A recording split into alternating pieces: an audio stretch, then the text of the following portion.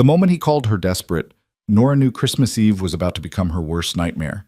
Her blind date stood up, tossed cash on the table like she was a bad tip, and walked out, leaving her alone in a restaurant full of happy families. She wanted to disappear, but then a small hand tugged her sleeve. "Are you sad?" a little girl whispered.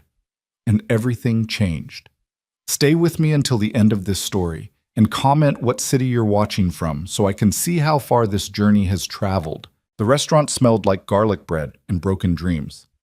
Nora Hale sat frozen at table 14, her emerald dress suddenly feeling like a costume she had no business wearing. Around her, the cheerful chaos of Christmas Eve at Bella Notte swirled, couples feeding each other tiramisu, grandparents wiping marinara sauce from toddlers' faces, a family of 8 singing Happy Birthday off-key while a waiter carried out a flaming dessert. Everyone belonged here except her. Her phone lay face down on the white tablecloth, still showing the last text message from her best friend Maya. "You've got this. He's going to love you." Except he hadn't. Jason Matthews, 34, investment banker, loves hiking and golden retrievers according to his dating profile, had taken one look at her, plastered on a smile thin as paper, and suffered through exactly 23 minutes of conversation before delivering the killing blow. "Look, I'm just going to be honest," he'd said, pushing back his chair with a scrape that made nearby diners glance over. "This isn't working for me. You seem, I don't know, desperate, like you're trying too hard." Nora's breath had caught in her throat. "Excuse me?" The dress, the jewelry, the whole eager thing. He'd waved his hand vaguely at her. "It's a lot. And I just got out of something serious, so I'm not looking for someone who's going to, immediately want to lock me down." I didn't... She'd started to protest, but he was already pulling out his wallet. "Here's $40 for my drink and half the bread. Sorry, but I learned to trust my gut, and my gut says this isn't it." He'd dropped 2 20s on the table like she was a parking meter. "Merry Christmas." And then he'd left. Just walked out. While Bing Crosby crooned about white Christmases through the restaurant speakers, and a little boy at the next table asked his dad if Santa was real, Jason Matthews had looked at Nora like she was fundamentally unlovable and walked away. That had been 7 minutes ago. Now Nora sat paralyzed, mascara threatening to run, grandmother's pearls heavy around her neck. The pearls had been her Nana's, the woman who'd raised her after her parents died in a car accident when she was 6. Nana, who told her she was beautiful and worthy and enough. Nana, who died 3 years ago, leaving Nora with pearls and loneliness and an apartment that echoed. "Can I get you anything else, miss?" The waiter appeared at her elbow, young and kind-eyed, clearly having witnessed the whole disaster. "I'm fine," Nora whispered, though her voice cracked on the word. "Just the check, please." "Your friend already paid his portion. Would you like me to—" "I'll take care of it." She fumbled for her purse, desperate to escape before the dam broke, and she started crying in public. "Just give me a minute." The waiter nodded and melted away, tactful enough not to offer sympathy she couldn't bear. Nora stared at the untouched glass of wine in front of her, Chianti, which she'd ordered because Jason's profile said he loved Italian reds. She'd spent an hour getting ready. She'd rewatched that YouTube video on how to be charming on a first date. She'd practiced conversation starters in the mirror, feeling ridiculous, but doing it anyway because Maya said confidence was attractive, and Nora had been running on empty in that department for months. Years, if she was honest. "Stop trying so hard," her ex, David, had told her when he broke up with her 2 years ago. "You're exhausting." Before David, there'd been Ryan, who'd ghosted her after 4 dates. Before Ryan, scattered attempts at connection that fizzled like wet fireworks. And before all of them, there'd been her high school sweetheart, Connor, who'd left for college and never looked back. At 32, Nora was starting to suspect she was the common denominator in her own disasters. The restaurant blurred as tears finally spilled over. She grabbed her napkin, dabbing carefully, hoping no one noticed the kindergarten teacher having a breakdown next to the Christmas tree in the corner. Desperate, trying too hard. Was she? Was there something fundamentally wrong with wanting to be wanted? With hoping that maybe, just maybe, the universe would stop being cruel long enough to let her have what everyone else seemed to find so easily? Her phone buzzed. Maya. "How's it going?" "Details." Nora couldn't type the truth. Not yet. Not while she was still sitting in the wreckage. She took a shaky breath and reached for her wine, thinking maybe if she drank it, she'd at least get $40 worth of dignity from this nightmare. But as she lifted the glass, a small voice cut through the noise. "Are you okay?" Nora looked down. A little girl stood beside her table, maybe 5 or 6 years old, with wild blonde curls that refused to be tamed by the red velvet headband, trying valiantly to hold them back. She wore a white dress with a red sash, Christmas card perfect except for the spaghetti sauce stain near the collar. Her blue eyes were wide and serious. Nora quickly wiped her face, forcing a smile. "I'm fine, sweetie. Thank you for asking." The girl tilted her head, unconvinced. "You don't look fine. You look like my daddy did when Mommy's picture fell off the wall and the glass broke everywhere." Before Nora could respond, a man's voice called out, "Lily, what did I tell you about staying at the table?" A tall figure emerged from the crowd. Early 30s, dark hair slightly disheveled, wearing a navy sweater that had seen better days. He looked mortified as he hurried over, his hand reaching for the little girl's shoulder. "I'm so sorry," he said to Nora, his hazel eyes genuinely apologetic. "Lily, you can't just walk up to strangers." "But she's crying, Daddy." Lily pointed at Nora with the brutal honesty only children possessed. "And she's all alone. On Christmas. That's sad." The man, her father, apparently, looked like he wanted the floor to swallow him whole. "Lily, that's not... We don't comment on... It's okay," Nora heard herself say, though she felt anything but okay. "Really, she's sweet." Lily beamed at the validation. Then, with the fearless audacity of childhood, she announced, "We should sit with her, Daddy. Nobody should be alone on Christmas. Mommy used to say that, remember? Before she became an angel." The silence that followed was heavy enough to drown in. The man's face cycled through several emotions: grief, embarrassment, exhaustion, and something softer that Nora couldn't name. He ran a hand through his hair, a gesture that screamed struggling single dad at the end of his rope. "Lily, I'm sure this nice lady has her own..." "I don't," Nora blurted out. Then, surprising herself, she added, "I mean, I was supposed to have dinner plans, but they fell through. So if you and your daughter want to join me, I wouldn't mind the company." She didn't know what made her say it. Maybe it was the look in Lily's eyes, that combination of concern and hope that reminded Nora of her kindergarten students. Maybe it was the fact that sitting alone felt unbearable right now, and two strangers were better than her own spiraling thoughts. Or maybe it was the man's obvious discomfort, which made her feel less pathetic by comparison. Whatever the reason, the words were out. The man hesitated, clearly torn between social convention and his daughter's pleading eyes. "Please, Daddy," Lily whispered, tugging his hand. "I have a feeling." "A feeling?" he asked warily. "A good feeling, like the kind you get before something nice happens." He looked at Nora, really looked at her, and she saw him register the smudged mascara, the emergency smile, the untouched wine. Understanding flickered across his face, not pity, but recognition. The recognition of someone who knew what loneliness looked like because he'd worn it himself. "Are you sure?" he asked Nora quietly. "Because we don't want to intrude." "I'm sure," Nora said, and meant it. "I could use the company. And your daughter seems determined." Lily's face split into a grin. "I'm very determined. Daddy says it's my superpower. Also, I'm really good at puzzles, and I know all the words to let it go." Despite everything, Nora laughed. A real laugh that felt like oxygen after drowning. Those are excellent qualifications. The man extended his hand, a small smile tugging at his lips. "I'm Mark Ellison, and this whirlwind of social boundary violations is my daughter, Lily."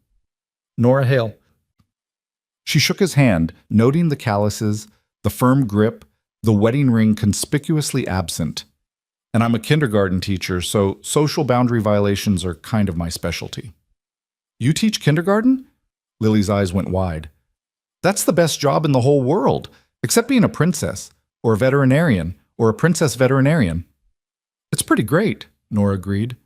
Mark pulled out the chair across from Nora, then lifted Lily into the seat beside her. "Let me just grab our stuff from our table. Be right back." As he walked away, Lily leaned toward Nora conspiratorially. "My daddy is sad a lot," she whispered. But he pretends he's not because he thinks I don't notice. But I notice everything. I'm very servant. Observant? Nora suggested gently. Yeah, that. Lily nodded seriously. Mommy died 2 years ago, in a car accident. So now it's just me and Daddy, and he tries really hard, but sometimes I hear him crying in the bathroom when he thinks I'm asleep. Nora's heart cracked. I'm sorry, sweetheart. That must be really hard. It is. Lily picked up Nora's unused salad fork, examining it like it held secrets. But Daddy says Mommy is watching us from heaven, and she wants us to be happy. So I try to be happy, even when it's hard. Do you think it's okay to be happy, even when you're sad? The question was so profound, so achingly mature from such a small person, that Nora had to swallow past the lump in her throat. I think, she said carefully, that being happy and being sad can happen at the same time. And that's okay. We're allowed to feel lots of things all at once. Lily considered this, then nodded. You're smart. Are all kindergarten teachers smart? The good ones are, Mark said, returning with a booster seat, plates of half-eaten pasta, and a stuffed bunny missing one ear. Sorry, Lily conned me into bringing Mr. Floppybottom. Mr. Floppybottom? Nora raised an eyebrow. I named him when I was 3, Lily explained with dignity. It was a very good name then. Mark set up the booster seat and transferred Lily's dinner, spaghetti and meatballs, mostly redistributed into abstract art on the plate. Then he sank into the chair across from Nora, and for a moment they just looked at each other. This is weird, right? He said finally. Extremely weird, Nora agreed. Should we pretend it's not weird and just have dinner? That seems like the healthiest option. Grown-ups are strange, Lily announced to Mr. Floppybottom. But we love them anyway. The waiter appeared, doing an admirable job of not looking confused by the sudden table reconfiguration. Should I bring another menu? Please, Mark said. And maybe a kid's hot chocolate with extra whipped cream? With sprinkles? Lily asked hopefully. With sprinkles, Mark confirmed. It's Christmas. As the waiter left, an awkward silence settled. Nora twisted her napkin in her lap. Mark studied the menu like it was in a foreign language. Lily hummed Jingle Bells and made Mr. Floppybottom dance on the table. So, Mark said finally, Lily mentioned your plans fell through. It was a carefully neutral question, an opening to share or deflect. Nora appreciated the escape route built into his tone. She took a breath. Blind date. He lasted 23 minutes before deciding I was too desperate. Mark winced. Ouch! Yeah, Nora managed a rueful smile. Apparently trying is the same as being desperate, and I committed the cardinal sin of wearing a nice dress and caring about making a good impression. What an idiot, Mark said simply. The straightforward kindness of it startled her. You don't even know me. I know anyone who walks out on someone after 23 minutes is either an idiot or an asshole. Possibly both. He paused. Sorry, shouldn't curse in front of asshole, Lily repeated cheerfully. Mark closed his eyes. Great. That's going to come up at preschool. I'm in kindergarten now, Daddy. Get it right. Lily turned to Nora. He forgets I'm growing up. Soon I'll be in college, and he'll still be cutting my sandwiches into triangles. Triangles taste better, Mark said defensively. It's science. That's not science, that's silly. Watching them banter, Nora felt something unknot in her chest. This ordinary, messy, loving dynamic was what she'd been wanting when she agreed to dinner with Jason. Not perfection, not a fairy tale, just connection, realness, the feeling of belonging somewhere, even temporarily. The waiter returned with a menu for Mark and an elaborate hot chocolate for Lily. Whipped cream piled high, rainbow sprinkles, and a candy cane stuck in like a flag. Lily's eyes went wide. Best Christmas ever, she breathed. It's pretty spectacular, Nora agreed. Mark ordered chicken parmesan without really looking at the menu, and when the waiter asked if Nora wanted anything else, she surprised herself by ordering ravioli. She'd assumed she'd leave after finishing her wine, but something about this strange little trio made her want to stay. So, kindergarten teacher, Mark said once they were alone again. How does someone end up in that profession? Secret love of chaos? Nora smiled. Something like that. My grandmother raised me and she was a teacher. Second grade. I grew up in her classroom after school, grading papers and arranging bulletin boards. She made it look like magic, the way she could reach kids, make them feel special. I wanted to do that too. Is she still teaching? She passed away 3 years ago. Nora surprised herself with the ease of sharing. Cancer. It was fast. Mark's expression softened with understanding.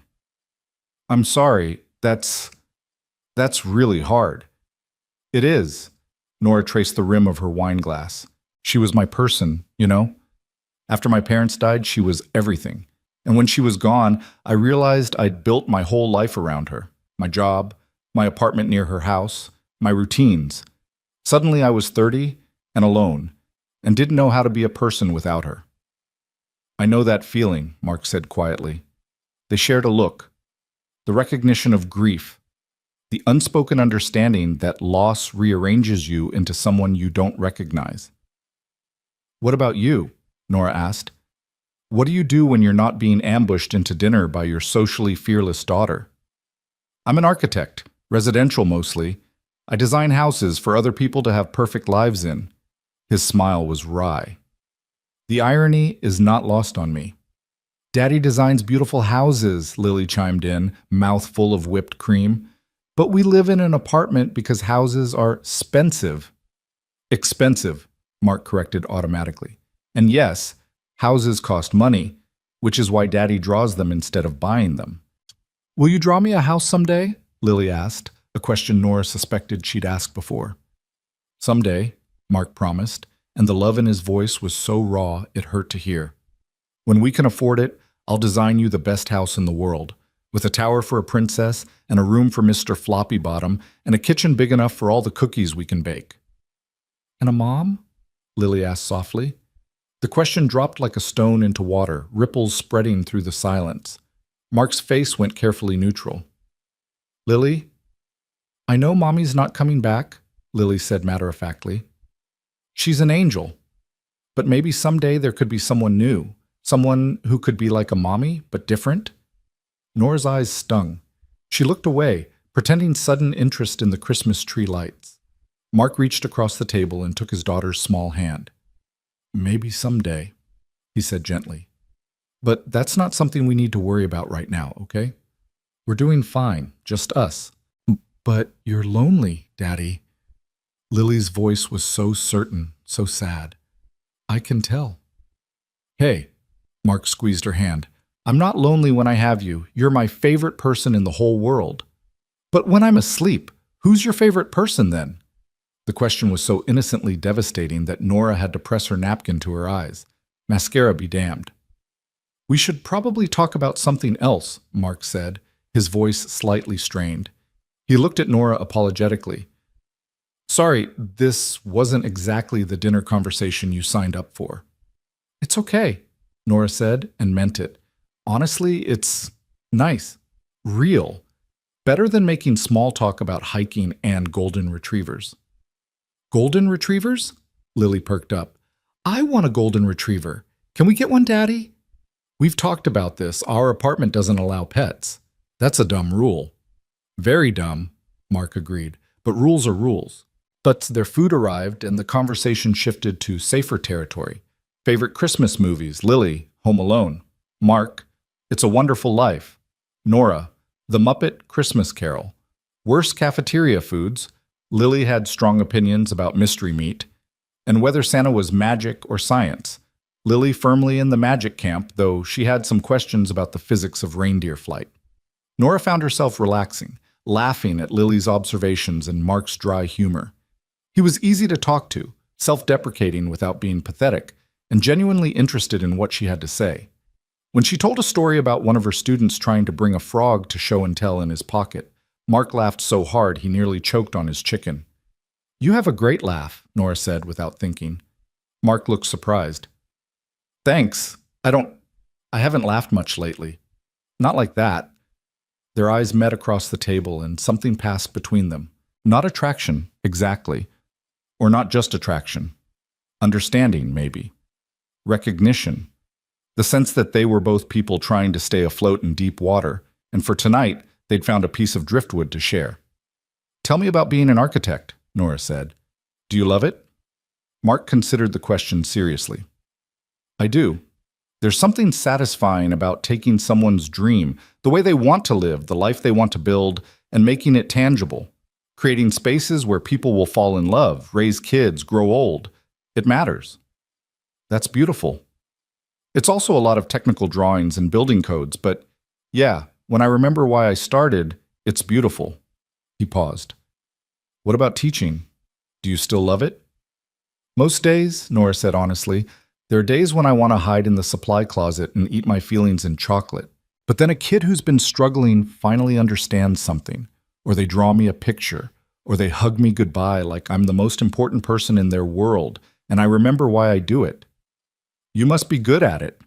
I try. Nora pushed her ravioli around her plate. Though lately I've been wondering if I'm good at anything except showing up. Teaching, dating, life in general, I feel like I'm going through the motions. You showed up tonight, Mark pointed out. After getting walked out on, you still stayed. You still said yes to having dinner with strangers. That takes guts. Or desperation, Nora said with a bitter laugh. According to Jason. Jason's an idiot, remember? Idiot, Lily echoed, and they all laughed. As dinner wound down, Lily started to yawn, her head drooping toward her plate. Mark caught her before she face-planted in the remaining spaghetti. Someone's tired, he said softly. I'm not tired, Lily mumbled, even as her eyes fluttered closed. Still having best Christmas. Mark lifted her gently, settling her against his shoulder. She tucked her face into his neck, Mr. Floppybottom clutched in one hand, and within seconds she was breathing the slow, steady rhythm of sleep. I should probably get her home, Mark said reluctantly. Nora nodded, trying to ignore the sudden disappointment. The evening had been a life raft, and now it was time to swim alone again. Mark signaled for the check, but Nora stopped him. Let me get it, please, as thanks for rescuing me, I guess. We didn't rescue you. You kind of did. Nora pulled out her credit card. Besides, you've got your hands full. Mark looked like he wanted to argue, but Lily shifted in his sleep and he adjusted his hold on her instead. At least let me pay my portion. Absolutely not. This was my treat. The next time it's mine, Mark said, and then seemed to realize what he'd said. I mean, if you wanted, I didn't mean to assume. Next time sounds nice, Nora said, her heart doing something complicated in her chest. They stood awkwardly by the door while Nora paid. Other diners filtered past them, heading into the cold December night. Through the restaurant windows, snow had started to fall. Fat, lazy flakes that made the streetlights glow. I should... Mark gestured toward the parking lot. Right, of course. But neither of them moved. Thank you, Mark said finally. For tonight. For saying yes when Lily bulldozed her way into your evening. For being kind when you had every reason not to be.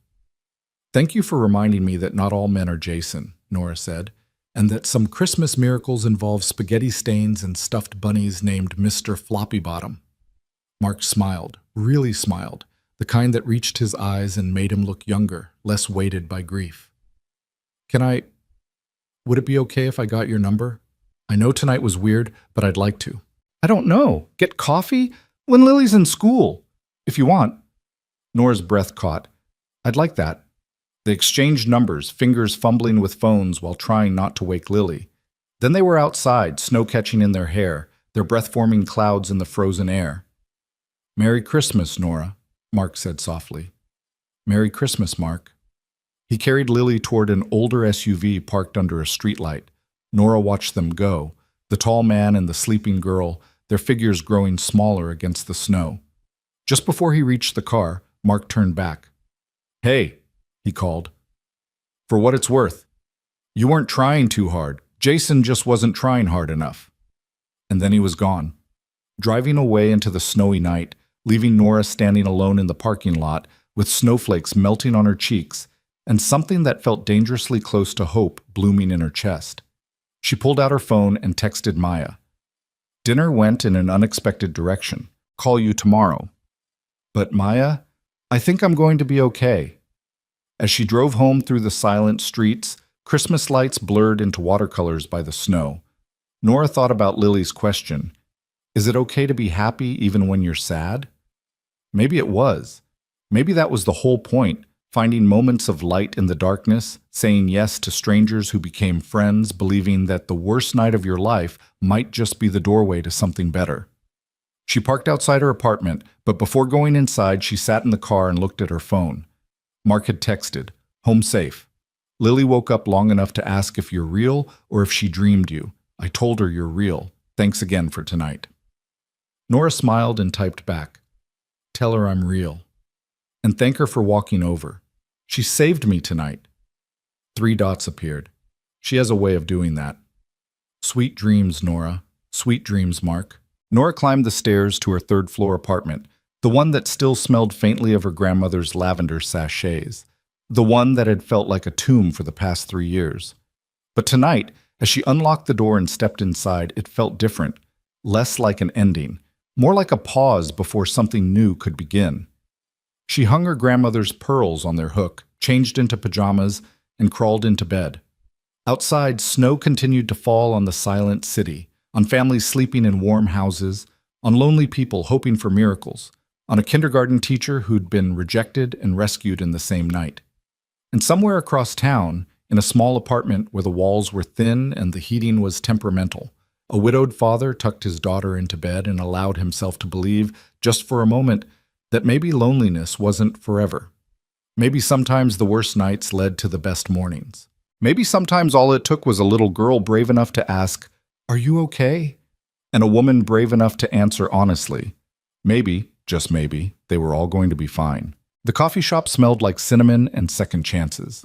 Nora arrived 15 minutes early, which she immediately regretted because it gave her too much time to spiral. She'd changed outfits 4 times that morning, too casual, too formal, trying too hard, not trying enough, before settling on jeans and a soft blue sweater that Maya had assured her made her eyes look ridiculously pretty. Now she sat at a corner table, nursing a latte she didn't taste, wondering if Mark would show up or if Christmas Eve had been a beautiful anomaly that couldn't survive the cold light of day. Her phone buzzed. Mark.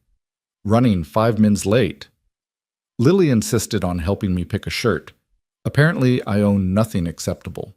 Nora smiled despite her nerves and typed back, "Take your time. I'm the one who arrived embarrassingly early. That's not embarrassing. That's punctual. There's a difference." Is there, though?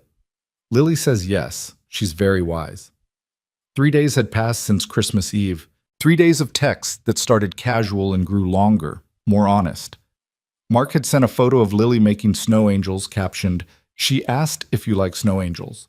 I told her everyone likes snow angels, but she wants photographic evidence from you specifically." Nora had responded with a selfie of herself making an angel in the park, tongue stuck out, completely undignified. Lily had apparently declared it perfect and demanded it be printed for the refrigerator.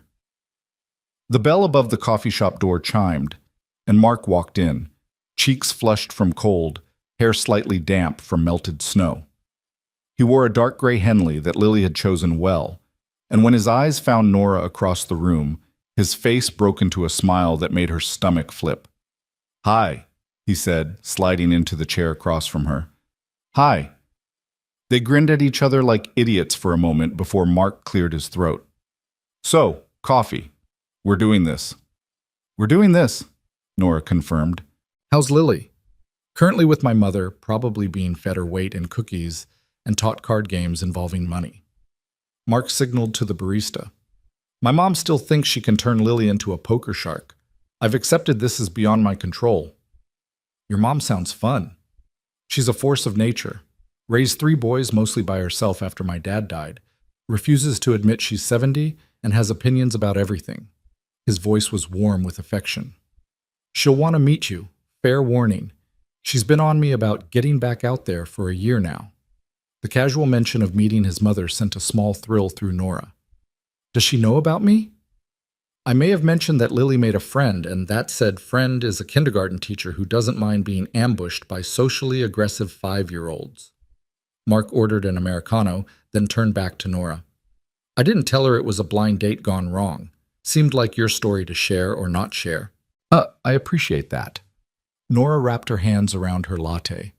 "Though honestly, after 3 days of thinking about it, the whole thing feels less humiliating and more I don't know. Necessary?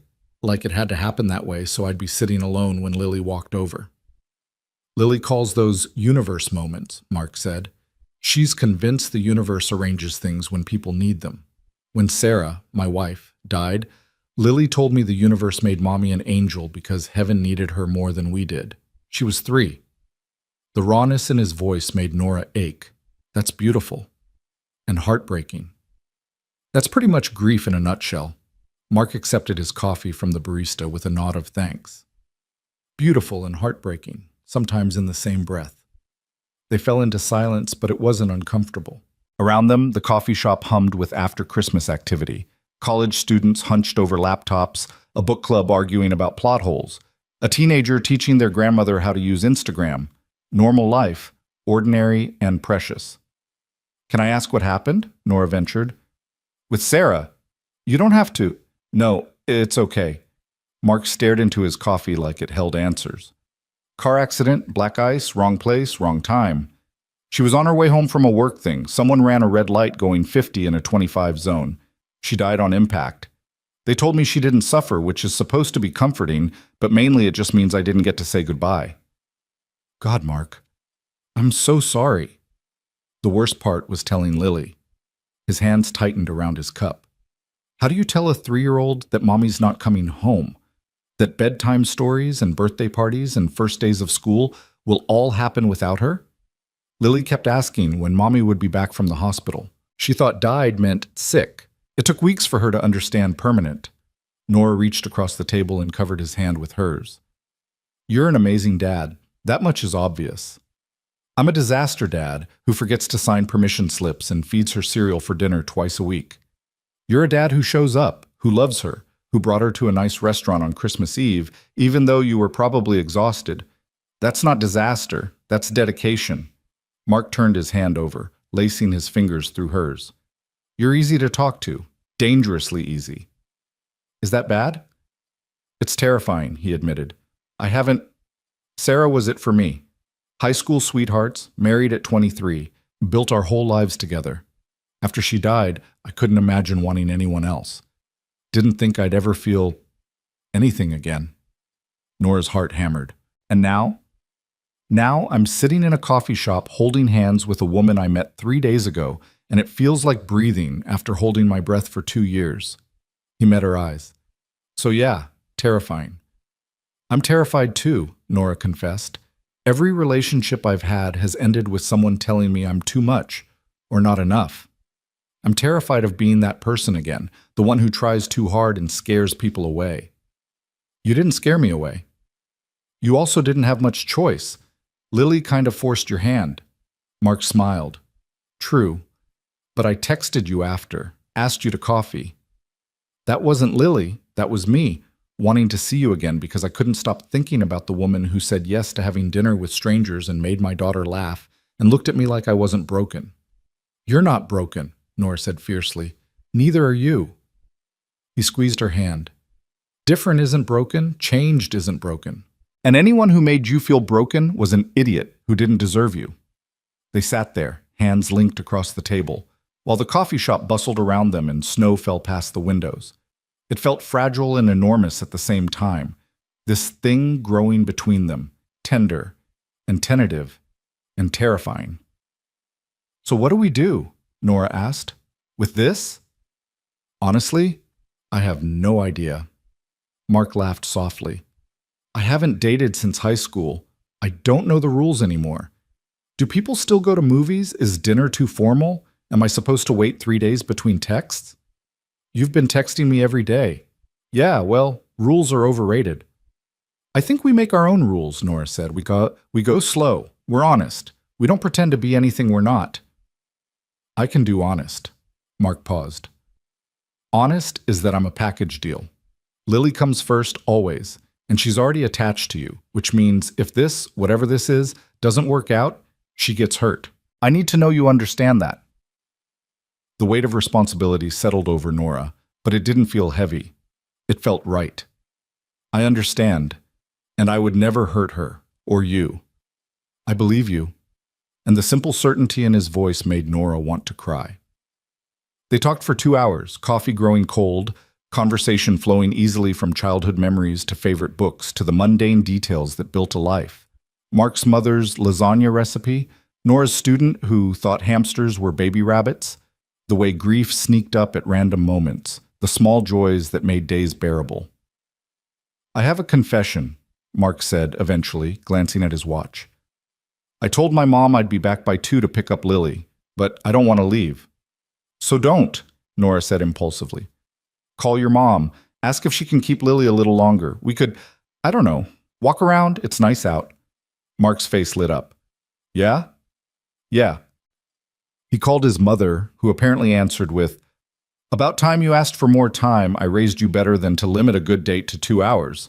Loud enough for Nora to hear across the table. Mark's ears went red as he negotiated keeping Lily until dinner, then hung up with a sheepish look. "She likes you and hasn't even met you yet," he said. "This is either very good or very dangerous." "I'm going with good," Nora decided. They bundled into coats and scarves and stepped into the December afternoon. The snow had stopped, but the world was frosted white, the kind of postcard-perfect winter day that made you remember why people loved this season. They walked with no destination, shoulders bumping, breath-forming clouds, and Nora felt something settle in her chest, the sense that this was where she was supposed to be. "Tell me about your grandmother," Mark said as they crossed into a park where kids were sledding down a gentle hill. "You said she raised you." "After my parents died, yeah, I was 6. Car accident like Sarah." Nora watched a little girl in a pink coat squeal with delight as her sled picked up speed. "I don't remember much about my parents, honestly. Just fragments. My mom singing while she cooked, my dad's laugh. But Nana, she was solid, constant. She taught me that family is what you build, not just what you're born into." "Sounds like an incredible woman." "She was. She'd have liked you." Nora smiled. "She always said to look for the helpers, the people who show up when things are hard. You're a helper." "I'm just a guy trying not to screw up raising his kid." "You're doing more than that. You're teaching her kindness, empathy, the courage to talk to sad strangers in restaurants." Mark laughed. "That's less teaching, more complete failure to instill appropriate boundaries." They found a bench overlooking the sledding hill and sat, close enough that their thighs touched through their coats. Nora watched families playing in the snow, dads pulling kids on sleds, moms fixing scarves, toddlers making snow angels with more enthusiasm than technique. "Do you want kids?" Mark asked quietly. "I know that's a heavy question for a first date." "Second date," Nora corrected. "Christmas Eve was the first." "Fair point, but the question stands." Nora considered carefully. "I always thought I did. I work with kids, I love kids, but then Nana got sick and dating became this series of disasters, and somewhere along the way I started thinking maybe it wasn't in the cards for me. Maybe I was supposed to be the teacher, not the mom." "Those aren't mutually exclusive." "I know, but at 32, single with a string of failed relationships behind me." She trailed off. It started to feel like hoping for too much. Mark turned to face her fully. "Can I tell you what I see?" "Okay. I see someone who showed up alone to a Christmas dinner and still had the grace to say yes to strangers. Someone who works with kids because she genuinely cares, not because it's a job. Someone my daughter trusted on instinct, and Lily's instincts are never wrong." He tucked a strand of hair behind her ear, the gesture so tender it made Nora's breath catch. "I see someone who deserves everything she's hoping for. And 32 isn't too late for anything." "You barely know me," Nora whispered. "I know enough, and I want to know more." His thumb traced her cheekbone. "Is that okay?" Instead of answering, Nora leaned forward and kissed him. It was soft, tentative, tasting of coffee and promise. Mark's hand cupped her face, and she felt him smile against her lips. When they pulled apart, both slightly breathless, he rested his forehead against hers. "That was," he started. "Yeah," Nora agreed. "Can I do it again?" "Please." The second kiss was deeper, more certain. Nora's hands found his collar and his arms wrapped around her waist, pulling her closer. Around them, the world faded. The children shrieking with laughter, the crunch of snow underfoot, the cold seeping through their coats, until there was only this: connection, warmth, the feeling of coming home to a place you'd never been. When they finally broke apart, a kid on a sled was watching them with undisguised fascination. "Gross," the kid announced to his friend. "They're kissing."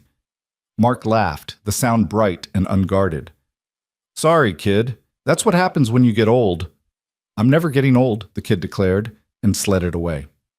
Nora buried her face in Mark's shoulder, shaking with laughter. "I think we just traumatized that child." "He'll live." Mark pressed a kiss to her hair. "Lily's going to lose her mind when I tell her." "Are you going to tell her? Are you kidding? She's been asking about you every 5 minutes. This morning she asked if you were my girlfriend. I told her it was too soon for that label, and she informed me that if you're nice and I like you and you make me smile, that's what girlfriend means." Nora's heart squeezed. "She's not wrong." "No, she's not." Mark pulled back to look at her. "But I meant what I said earlier. We go slow. We figure this out. I don't want to rush into something and mess it up because I'm out of practice at relationships." "I'm pretty out of practice too," Nora admitted. "How about we be out of practice together?" "That sounds perfect." They stayed on that bench until the cold became unbearable, talking about everything and nothing, his work on a new house design, her plans for winter break classroom projects, the way Lily had announced she wanted to be a helper like Miss Nora when she grew up. The ease between them felt like something they'd built over years, not days. Eventually, Mark's phone rang. "That'll be my mom wondering if I've abandoned my child." He answered with, "Hi, Mom," and winced at whatever she said. "Yes, I know what time it is. We're on our way." He paused, listening, then glanced at Nora. "Actually, Mom wants to know if you'd like to come to dinner." Nora's eyes widened. "Tonight?" "You don't have to—" Mark started, but his mother's voice was loud enough to carry. "Tell that girl she's coming to dinner. I'm making lasagna and I want to meet the woman who's got my son smiling like a fool." "Your mom sounds delightful," Nora said wryly. Mark looked torn between embarrassment and hope. "She's a lot. And I know it's fast. We can say no." "I'd love to come," Nora interrupted. "If you're sure." The smile that broke across Mark's face was worth every ounce of nervousness flooding Nora's system. "I'm sure." They walked back to where they'd parked, hands linked, and Mark drove them to a modest house on a tree-lined street where Christmas lights still twinkled and a wreath hung on the door. Before they even reached the porch, the door flew open and Lily launched herself at Nora. "Miss Nora, you came! Daddy said maybe you'd come, and you did!" Lily wrapped her arms around Nora's waist. "Grandma's making lasagna, and I helped with the noodles, and also I drew you a picture of us at the restaurant, and Grandma says you can keep it forever." "I'd love to keep it forever," Nora said, hugging her back. A woman appeared in the doorway, small, sturdy, with gray hair cut short and sharp eyes that missed nothing. "So you're the one who's got my son acting like a teenager," she said, but her smile was warm. "I'm Patricia. Come in before you freeze."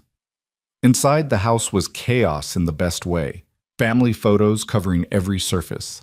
A Christmas tree still shedding needles in the corner. The smell of garlic and tomatoes thick in the air. Mark's two brothers were there with their families, apparently summoned by Patricia with the promise of lasagna and meeting Mark's new friend. "Mom doesn't believe in subtle," Mark muttered to Nora as they shed their coats. "I like her already," Nora replied. Dinner was loud, overwhelming, and wonderful. Mark's brothers, Jake and Thomas, immediately launched into embarrassing childhood stories. Jake's wife, Melissa, asked Nora about teaching with genuine interest. Thomas's husband, David, argued good-naturedly with Patricia about whether garlic bread needed butter or olive oil. And through it all, Lily sat beside Nora at the table, chattering about her day with Grandma, occasionally reaching over to squeeze Nora's hand like she needed to confirm she was still there. "So," Patricia said eventually, fixing Nora with an assessing look, "Mark tells me you two met on Christmas Eve." "Lily introduced us," Nora said diplomatically. "Lily has excellent instincts." Patricia loaded more lasagna onto Nora's plate despite her protests. "Mark's been alone too long. We've all been worried." "Mom," Mark warned. "What? It's true. You're a young man. You deserve happiness. Sarah would want—" "Mom, please!" Patricia pressed her lips together, but her eyes were kind. "Fine, I'll be good." She turned to Nora. "You have family in the area?" No, ma'am. My grandmother passed a few years ago. It's just me. Something shifted in Patricia's expression. Understanding, sympathy, and a fierce protectiveness Nora hadn't expected. Well, now you have us. That's how it works in this family. You're here, you're ours. Nora's throat tightened. Thank you. After dinner, while the adults cleaned up and argued about dessert, Lily pulled Nora upstairs to show her the bedroom she stayed in when she visited Grandma. It was clearly decorated by someone who loved her. White furniture painted with flowers, shelves full of books and stuffed animals, a canopy bed draped with pink fabric. This is beautiful, Lily, Nora said. Grandma made it special for me. Lily climbed onto the bed, patting the space beside her. Miss Nora, can I ask you something? Of course. Nora sat down carefully. Do you like my daddy? Lily's blue eyes were impossibly serious. I do, Nora said honestly. Very much. He likes you too. I can tell because he smiles different now. Like when Mommy was here. Lily picked at the bedspread. I don't remember Mommy very much anymore. Just little pieces. Her voice singing songs, the way she smelled like flowers. Is it bad that I forget? Nora's heart broke. No, sweetie, it's not bad. You were very young when Mommy became an angel. It's okay to not remember everything. Daddy remembers everything. Sometimes I hear him talking to Mommy's picture late at night when he thinks I'm asleep. He tells her about his day and asks her questions and says he misses her. Lily looked up, eyes bright with tears. But I think maybe he's ready to not be so sad all the time, and I think maybe you could help with that. The weight of expectation, this child's hope that Nora could heal her father's wounds, was almost too much to bear. Lily, I can't replace your mommy. No one can. I don't want you to replace her, Lily said fiercely. Mommy's mommy, but maybe you could be someone new, someone who makes Daddy smile and comes to dinner and likes me? I already like you, Nora said, pulling her into a hug. So much. Then will you keep coming to dinners? And maybe other stuff too, please? I'll come to as many dinners as your daddy invites me to, Nora promised. Lily squeezed her tight. Good, because I have a feeling about you, Miss Nora. The same feeling I had at the restaurant. A good feeling. When they came back downstairs, Mark was standing at the bottom of the steps, looking nervous. Everything okay? Everything's perfect, Lily announced. Miss Nora's coming to more dinners, and she likes me, and she thinks my room is beautiful. All true statements, Nora confirmed. Mark's relief was palpable. Good, great. Mom's threatening pie if anyone's interested. They ate pie, Patricia's famous apple crumb, apparently, while Jake and Thomas told more stories and Lily fell asleep against Nora's shoulder, worn out from excitement. The weight of her small body was precious, trust made tangible. She never does that with strangers, Patricia observed quietly. Not since Sarah died. She's very cautious about who she lets close. Nora's not a stranger anymore, Mark said softly, his eyes on his daughter. She's family. When it was time to leave, Patricia hugged Nora like she meant it. You come back any time, sweetheart. Door's always open. I will. Thank you for dinner. Mark carried sleeping Lily to the car while Nora said goodbye to his brothers. Then they were driving through quiet streets, Lily snoring softly in her booster seat, the radio playing low. I'm sorry if that was overwhelming, Mark said. My family is a lot. They're wonderful, Nora said honestly. Your mom is incredible. Your brothers are hilarious. And Lily, she glanced back at the sleeping child. She asked me to keep coming to dinners. Yeah? Mark's voice was carefully neutral. Yeah. And I said yes. His hand found hers across the center console, fingers lacing together. I'm glad. They pulled up outside Nora's apartment building too soon. Mark turned off the engine and they sat in the sudden silence, neither wanting the night to end. I had a really good day, Nora said finally. Me too. Mark lifted her hand to his lips, pressing a kiss to her knuckles. Can I see you again? Soon? Tomorrow? He laughed. I was trying to play it cool and not seem desperate, but yes, tomorrow. Definitely tomorrow. Maybe we could do something with Lily, if that's not weird? It's not weird. It's perfect. Mark's smile was brilliant, even in the dim streetlight. Zoo? She's been asking to see the penguins. I love penguins. Of course you do. Nora leaned across the console and kissed him, slow and sweet and full of promise. When she pulled back, Mark's eyes were dark with feeling. You're going to wreck me, he whispered. Good, Nora said. You can wreck me too. She floated up to her apartment, practically glowing, and immediately called Maya. Tell me everything, Maya demanded, and start with why you sound like you just won the lottery. I think I might be falling in love, Nora said, the words both terrifying and true. After 3 days? After 3 days, Nora confirmed, with a man and his incredible daughter and possibly his entire family. This is either the best thing ever or a spectacular disaster waiting to happen. I'm going with best thing ever, Nora decided. That night, lying in bed, Nora stared at the ceiling and thought about impossible things. Building a life with someone, being part of a family again, believing that maybe the universe really did arrange moments when people needed them. Her phone buzzed. Mark. Lily woke up long enough to ask if today was real or a dream. I told her it was real. Thank you for making it real. Nora. Thank you for inviting me into it. Today was the best day I've had in a long time. Mark. First of many? Nora. First of many. She fell asleep smiling. The pearls Nana had given her still around her neck. A picture Lily had drawn clutched in her hand. 3 stick figures holding hands under a bright sun. A family. Or maybe the beginning of one. 3 months later, Nora stood in Mark's apartment kitchen making pancakes while he wrestled with Lily's hair, and it felt like they'd been doing this forever. Daddy, you're pulling, Lily complained, squirming on the bar stool. I'm not pulling, I'm braiding. There's a difference. It feels like pulling. That's because your hair has opinions. Nora flipped a pancake, hiding her smile.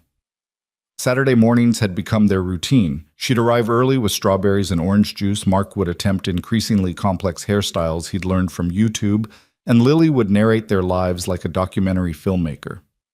3 months of dinners and zoo trips and bedtime stories. 3 months of falling deeper into something that terrified and exhilarated her in equal measure. Miss Nora, tell Daddy he's bad at braids, Lily called over. I think your daddy's doing great, Nora said diplomatically, though the braid in question looked more like a twisted pretzel than anything Pinterest would approve. Mark shot her a grateful look. See? Miss Nora thinks I'm great. Miss Nora is being nice because she likes you. Lily twisted to look at her father. Are you guys boyfriend and girlfriend yet? Because Jenny at school says her mom has a boyfriend, and they kiss and hold hands, and you and Miss Nora do those things. Mark's ears went red. Lily, that's not... We've talked about this. But do you? Lily pressed. Because I think you should. Then Miss Nora could be here all the time and not just Saturdays and sometimes Wednesdays. Nora's heart did something complicated. They hadn't defined what they were doing, had been dancing around labels for weeks. They'd kissed, yes. Held hands, absolutely. Spent nearly every free moment together. But the word girlfriend felt simultaneously too small and too enormous for what was growing between them. How about we focus on breakfast? Nora suggested, rescuing them both. Pancakes are ready? With strawberries? Lily abandoned the hair conversation instantly. With strawberries. Best Saturday ever. They ate at the small kitchen table, syrup dripping, Lily's crooked braid already coming undone. Mark's apartment was modest. 2 bedrooms, scuffed hardwood floors, furniture that had seen better days, but it was home. Pictures covered the fridge, Lily's artwork taped to every wall, a basket of toys overflowing in the corner.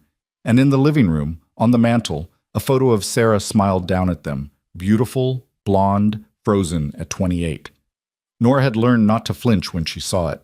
Sarah was part of this family's story, woven into the fabric of who Mark and Lily were.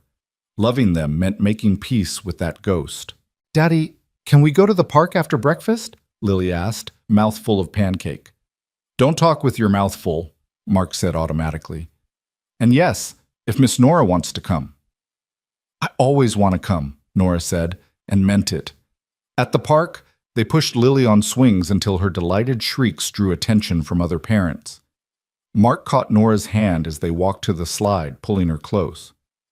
Thank you, he said quietly. For what? For being here. For making Saturdays feel normal again. He gestured vaguely at Lily, who who was scaling the jungle gym with fearless determination. For caring about her. About us. I do care, Nora said. So much it scares me sometimes. Yeah? Mark's thumb traced circles on her palm. What scares you? That this is too good. That I'm going to wake up and realize it was all a dream. That you'll figure out I'm not actually what? Enough, Nora finished softly. That I'm the common denominator after all, and eventually you'll see what everyone else saw. Mark stopped walking, turning to face her fully. Nora, look at me. She did, though it hurt. You are enough, he said fiercely, more than enough. You show up for Lily like she's yours. You fit into my messy life without complaining that the apartment's too small or my schedule's complicated or I'm still figuring out how to be a single dad. You're patient and kind and you make my daughter laugh and you make me feel like maybe I'm allowed to be happy again. Mark, I'm falling in love with you, he interrupted. No, scratch that. I've fallen. Past tense. Done deal. And it's terrifying because I didn't think I'd ever feel this way about anyone after Sarah, but here you are, making pancakes in my kitchen and pushing my kid on swings and I'm so gone for you, it's not even funny. Nora's breath caught. Around them, the park continued. Kids playing, dogs barking, life happening, but she only saw him. This man who'd let her into his wounded heart, who trusted her with his daughter, who looked at her like she hung the moon. I love you too, she whispered. I've been trying not to say it because 3 months seem too fast, but I can't help it. I love you. And I love Lily. And I want this, us, so much. Mark kissed her then, deep and desperate, his hands cupping her face like she was precious. When they broke apart, both breathless, Lily was standing at the bottom of the slide, watching them with satisfaction. Finally, she announced to a confused toddler nearby. They were being so slow about it, Nora laughed, slightly hysterical. How long have you been watching? Long enough to know you guys love each other. Lily bounded over, inserting herself between them. Does this mean Miss Nora is my family now? Mark looked at Nora, the question clear in his eyes. This was it, the moment to commit or retreat, to step fully into their lives or step back before the stakes got higher. Nora knelt down to Lily's level. If you want me to be, then yes, I'm your family. Lily threw her arms around Nora's neck. I do want you to be. So much. Can I call you something besides Miss Nora? Because you're not just my teacher friend anymore. You're my family friend. Or maybe just Nora? Or whatever you're comfortable with, Nora said, hugging her tight. We'll figure it out together. Together, Lily repeated, testing the word. I like that. They stayed at the park until lunch, then walked to a diner that served grilled cheese cut into dinosaur shapes. Lily chattered about everything and nothing. Her friend Emma's new puppy, the book they were reading in class, whether clouds had feelings, normal, ordinary, beautiful. But as they walked back to the car, Mark's phone rang. His face went serious as he answered, stepping away for privacy. Nora watched him go tense, running a hand through his hair in the gesture she'd learned meant stress. Everything okay? She asked when he hung up. That was my boss. The Henderson project, the big house I've been designing. They moved up the deadline. Wants everything done by next Friday instead of the end of the month. Can you do that? If I work around the clock, maybe. Mark looked exhausted just thinking about it. But that means late nights, probably some weekends. And my mom's got that cruise planned, so she can't help with Lily as much. I can help, Nora said immediately. With Lily, I mean. School's out for spring break next week. I could watch her while you work. Mark hesitated. Nora, that's asking a lot. You have your own life. My life is right here, she interrupted. With you guys. Let me help, please. He studied her face, searching for doubt, but Nora kept her expression open and certain. Finally, he nodded. Okay, thank you. Seriously, I don't know what I'd do without you. Good thing you don't have to find out.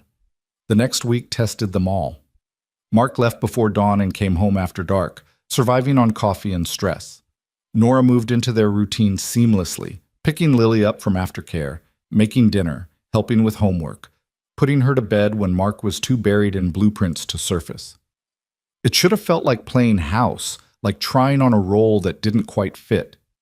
Instead, it felt like coming home. Is Daddy going to work forever? Lily asked Thursday night as Nora tucked her in. Just until Friday. Then the project will be done and he'll have more time. I miss him. Lily's voice was small. Even when he's here, he's thinking about work. I can tell. I know, sweetie, he misses you too, but sometimes grown-ups have to work really hard for a little while so they can take care of their families. Is that what you're doing? Taking care of us? The question caught Nora off guard. I guess I am. Good. Lily snuggled deeper into her blankets. Because we need taking care of, especially Daddy. He forgets to eat lunch when he's stressed. I've noticed, Nora said wryly. She'd started packing extra food in Mark's work bag, finding it untouched at the end of each day. Nora? Lily's eyes were already drooping. I'm glad you're here.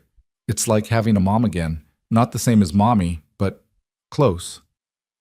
Nora's throat tightened. I'm glad I'm here too. She stayed until Lily fell asleep, then found Mark hunched over the dining table, surrounded by sketches and drafts. He looked haggard, dark circles under his eyes, 2 days of stubble shadowing his jaw. You need to eat, Nora said, setting a plate of reheated dinner beside him. I will. Just need to finish this section. Mark. She gently closed his laptop. You need to eat and sleep. The project will still be there tomorrow. He slumped back in his chair, rubbing his eyes. I hate this. I hate that I'm missing bedtime, that I barely see Lily, that you're doing everything while I hide and work. You're not hiding. You're providing for your daughter. There's a difference. Is there? He looked up at her, vulnerable and exhausted. Because from here it feels like I'm failing at everything except this damn house design. Nora pulled a chair close, taking his hands. You're not failing. You're doing your best in an impossible situation, and Lily understands. She's proud of you. She told you that? She didn't have to. I can see it. Nora squeezed his hands. But she also misses you, and I miss you. So eat your dinner, then come to bed. Not to sleep with me, she added quickly, seeing his expression, but because you need actual rest and that couch is murder on your back. Nora, I can't ask you to... You're not asking. I'm offering. She stood, pulling him to his feet. Come on. Doctor's orders. You're not a doctor. Kindergarten teachers have medical authority in situations involving exhaustion and stubbornness. It's in the handbook. Despite everything, Mark laughed. What did I do to deserve you? You let a strange woman have dinner with you because your daughter has good instincts.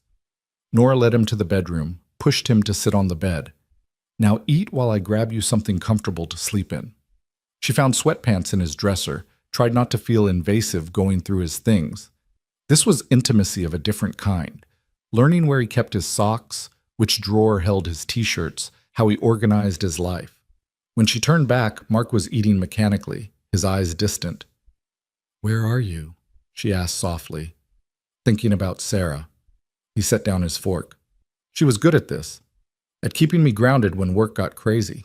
She'd literally unplug my computer and drag me to bed. I always pretended to be annoyed, but secretly I loved it. Loved that she cared enough to force me to take care of myself.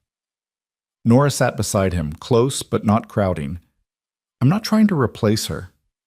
I know. That's what makes this easier, I think. You're not trying to be Sarah. You're just being Nora, and that's exactly who we need. He finished eating, changed into the sweatpants, and collapsed onto the bed with a groan. Nora pulled a blanket over him, started to leave, but he caught her wrist. Stay? He asked. Just until I fall asleep? I sleep better when you're here. So she did, lying on top of the blankets beside him, their fingers laced together. Mark was asleep in minutes, his breathing evening out, tension finally leaving his face. Nora watched him in the dim light filtering through the curtains and let herself imagine this was her life. This man, this child, this tiny apartment with its scuffed floors and overflowing love. She must have dozed off because she woke to gray pre-dawn light and Mark's phone alarm blaring. He groaned, reaching blindly to silence it. Morning, Nora mumbled. You stayed all night. He rolled to face her, eyes still heavy with sleep. Fell asleep by accident. Best accident ever. He kissed her forehead. Thank you for everything this week. I know it's been... Stop thanking me, Nora interrupted. This is what people do when they love each other. They show up. Yeah, well, I'm still grateful. He checked his phone, winced. I need to be at the office in an hour. Final push to get everything submitted. Go shower. I'll make coffee and get Lily up for school. The day passed in a blur of routine. Nora took Lily to school, went back to clean Mark's apartment because she couldn't stand the mess, made a casserole for dinner, picked Lily up, supervised homework. It was domestic and ordinary and everything she'd ever wanted. They were making cookies when Mark burst through the door at 6, earlier than he'd been all week. We did it! He swept Lily up, spinning her around. Project submitted. Boss is happy. I'm officially done until Monday. Daddy! Lily shrieked with delight. You're home early. I'm home, baby girl, and I'm all yours this weekend. No work, no stress, just us. He set her down and pulled Nora into a kiss that was more relief than passion. And you, God, you, I love you. Love you too, Nora said, laughing against his mouth. Even when you're a stressed-out disaster. Especially when I'm a stressed-out disaster, he corrected. Now what smells amazing? Cookies! We're making chocolate chip! Lily dragged him to the kitchen to show off their work. They ate cookies for dinner because Mark declared they deserved to break rules, then watched Lily's choice of movie, something animated involving singing animals. Lily fell asleep halfway through, curled between them on the couch, and Mark carried her to bed without waking her. When he came back, he pulled Nora close, both of them stretched out on the couch in the flickering TV light. I've been thinking, Mark said quietly. Dangerous. He smiled. I'm serious. This week, watching you with Lily, coming home to find you here, feeling like we're a team, it made me realize something. Nora's heart started pounding. What? I want this to be permanent, not just weekends and some weeknights. I want you here, all the time, as part of our lives. He shifted to look at her. I know it's fast. I know we've only been together 3 months. But when it's right, it's right. And you're right, Nora. For me, for Lily, for us. Mark, are you asking me to, move in with us? He said it like a declaration and a question at once. I know this apartment is small and my hours are weird and Lily comes as a package deal. But we could make it work. We could be a family, officially. Nora's mind raced. 3 months. They'd known each other for 3 months. It was reckless and fast and probably insane, but it also felt inevitable, like they'd been heading toward this moment since Lily walked over to her table on Christmas Eve. I need to think about it, she heard herself say. Mark's face fell, just slightly, before he recovered. Of course. Take all the time you need. No pressure. But there was pressure. The weight of Lily's hope, Mark's vulnerability, her own desperate want for this to work. Nora sat up, running her hands through her hair. It's not that I don't want to, she said. I do, so much. But Mark, what if we're moving too fast? What if we mess this up and Lily gets hurt? She's already attached to me. If we live together and it doesn't work. Why are you so convinced it won't work? Mark asked gently. Because nothing else has. The words burst out before she could stop them. Every relationship I've had has ended with someone walking away. What makes this different? Me, you, us. Mark took her hands. I'm not them, Nora. I'm not going to wake up one day and decide you're too much or not enough. I've been through hell and back. I know what loss feels like. And I know that what we have is worth fighting for. But what about Sarah? Nora whispered the question that had been haunting her. What if you're not really ready? What if I'm just a placeholder until you heal? Mark was quiet for a long moment. Can I show you something? He stood, pulling her to the mantel where Sarah's picture smiled down at them. This close, Nora could see details she'd missed. Sarah's laugh lines, the way her eyes crinkled, the joy radiating from the photograph. This was taken at Lily's second birthday party, Mark said. A month before the accident. Sarah was happy that day. We were happy. Everything was perfect. His voice cracked slightly. For a long time after she died, I couldn't look at this picture. It hurt too much, knowing everything we'd lost. But Lily needed to remember her mom, so I kept it here. Nora waited, giving him space. I'm never going to stop loving Sarah, Mark continued. She was my first love, Lily's mother, a huge part of who I am. But loving her doesn't mean I can't love you. The heart doesn't work like that. It doesn't have a quota or a limit. He turned to face Nora. You're not a placeholder. You're not a consolation prize. You're the woman I fell in love with, completely separate from what I had with Sarah. You're your own person, bringing your own light into our lives. I'm scared, Nora admitted. Me too. Terrified, actually. Mark pulled her close. But I'd rather be terrified with you than safe without you. They stood there, wrapped in each other, while the movie played forgotten in the background. Finally, Nora pulled back. I need to talk to Maya, she said, and maybe sleep on it? Not because I don't know what I want, but because this is huge and I want to be sure I'm thinking clearly. Take all the time you need, Mark said, though his eyes were anxious. Just don't disappear on me, okay? Whatever you decide, we talk about it. I promise. Nora left an hour later, her head spinning. At home, she called Maya, who answered with, It's 10 p.m. This better be good. Mark asked me to move in with him. Maya was silent for 3 seconds. And you said that I needed to think about it. Okay, let's think. Pro, you love him, you love his kid, you're there half the time anyway. Con, 3 months is fast and you have a history of picking men who leave. That's not helpful, Maya. I'm not trying to be helpful, I'm trying to be honest. Maya's voice softened. But here's the thing. I've known you for 10 years. I've seen you date disappointing men who didn't deserve you. And Mark is nothing like them. He's solid, Nora. He shows up. His kid adores you. His family embraced you immediately. This is what you've always wanted. So why am I terrified? Because you've been hurt before. Because your parents died and left you. Because Nana died and left you. Because every person you've loved has left you one way or another, and you're scared Mark will too. Nora pressed her hand to her mouth, tears streaming down her face. But sweetie, Maya continued gently, you can't let fear run your life forever. At some point you have to believe you deserve good things. And Mark is a very good thing. They talked for another hour, Maya asking questions that forced Nora to be honest about what she wanted. By the time they hung up, Nora knew what she needed to do. She texted Mark, Can we talk tomorrow? After you drop Lily at school? His response came immediately. Yes. Are you okay? I'm okay. Just need to see you. Okay. I love you. Love you too. Nora barely slept, her mind playing out scenarios. Moving in and being happy, moving in and it falling apart, not moving in and regretting it forever. By morning she was exhausted but clear-headed. Mark showed up at her apartment at 9, looking as wrung out as she felt.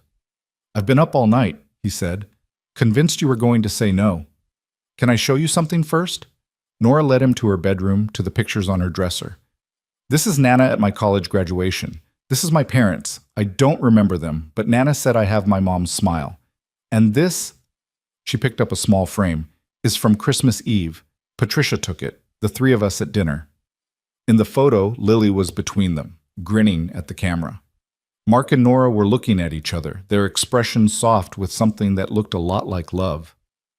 I've been so scared of losing people that I forgot how to let them in, Nora said. But you and Lily, you didn't give me a choice. You just walked into my life and made yourselves at home in my heart. And yes, it's fast, and yes, I'm terrified. But I'm more terrified of letting fear make me lose this. Mark's eyes were bright with hope. So that's a yes? That's a yes. I want to move in. I want to be part of your family. I want Saturday morning pancakes and bedtime stories and terrible braiding attempts. I want all of it.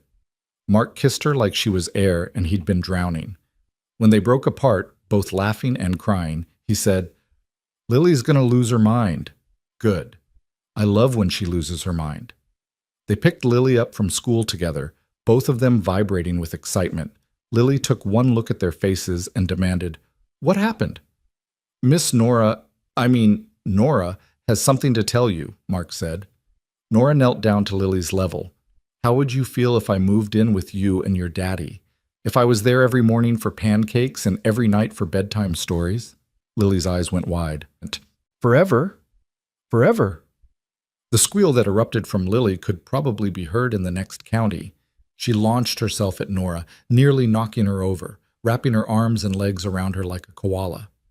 Yes, yes, yes, yes, yes. This is the best day of my whole life, even better than my birthday, even better than when we went to Disney. Can we tell Grandma And Uncle Jake? And Emma at school? Can Nora have the desk in your room, Daddy? Can we paint her name on the mailbox? Slow down, baby, Mark laughed. We'll tell everyone. But right now, how about we go celebrate? Ice cream? Ice cream, Lily cheered. At the ice cream shop, Lily insisted on calling Patricia immediately. Grandma, guess what?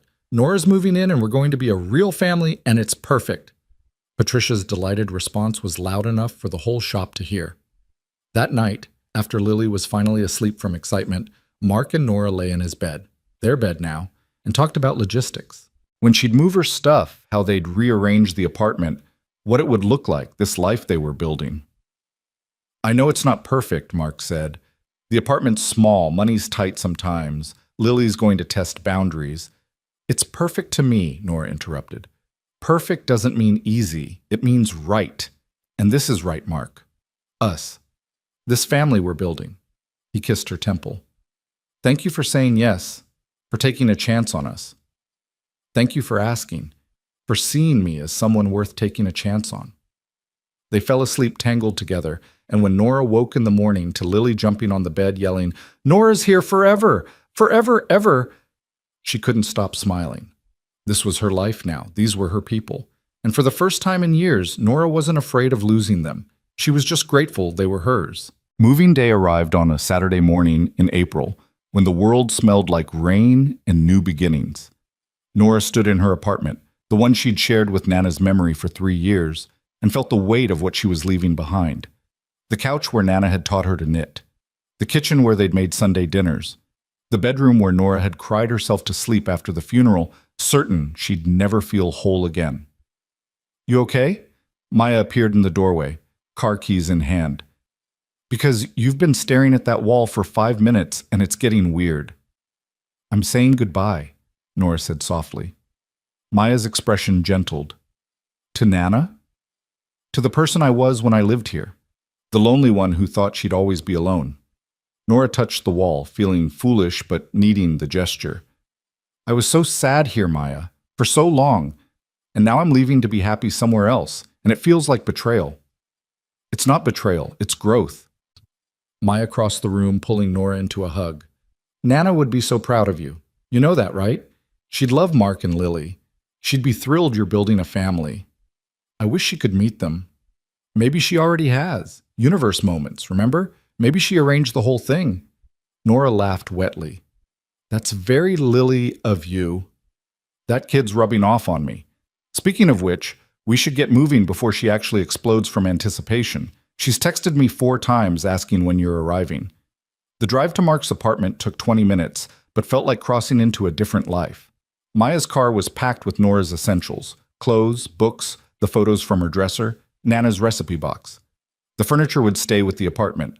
Mark's place was too small for redundancy, and Nora didn't need physical things to remember where she'd been.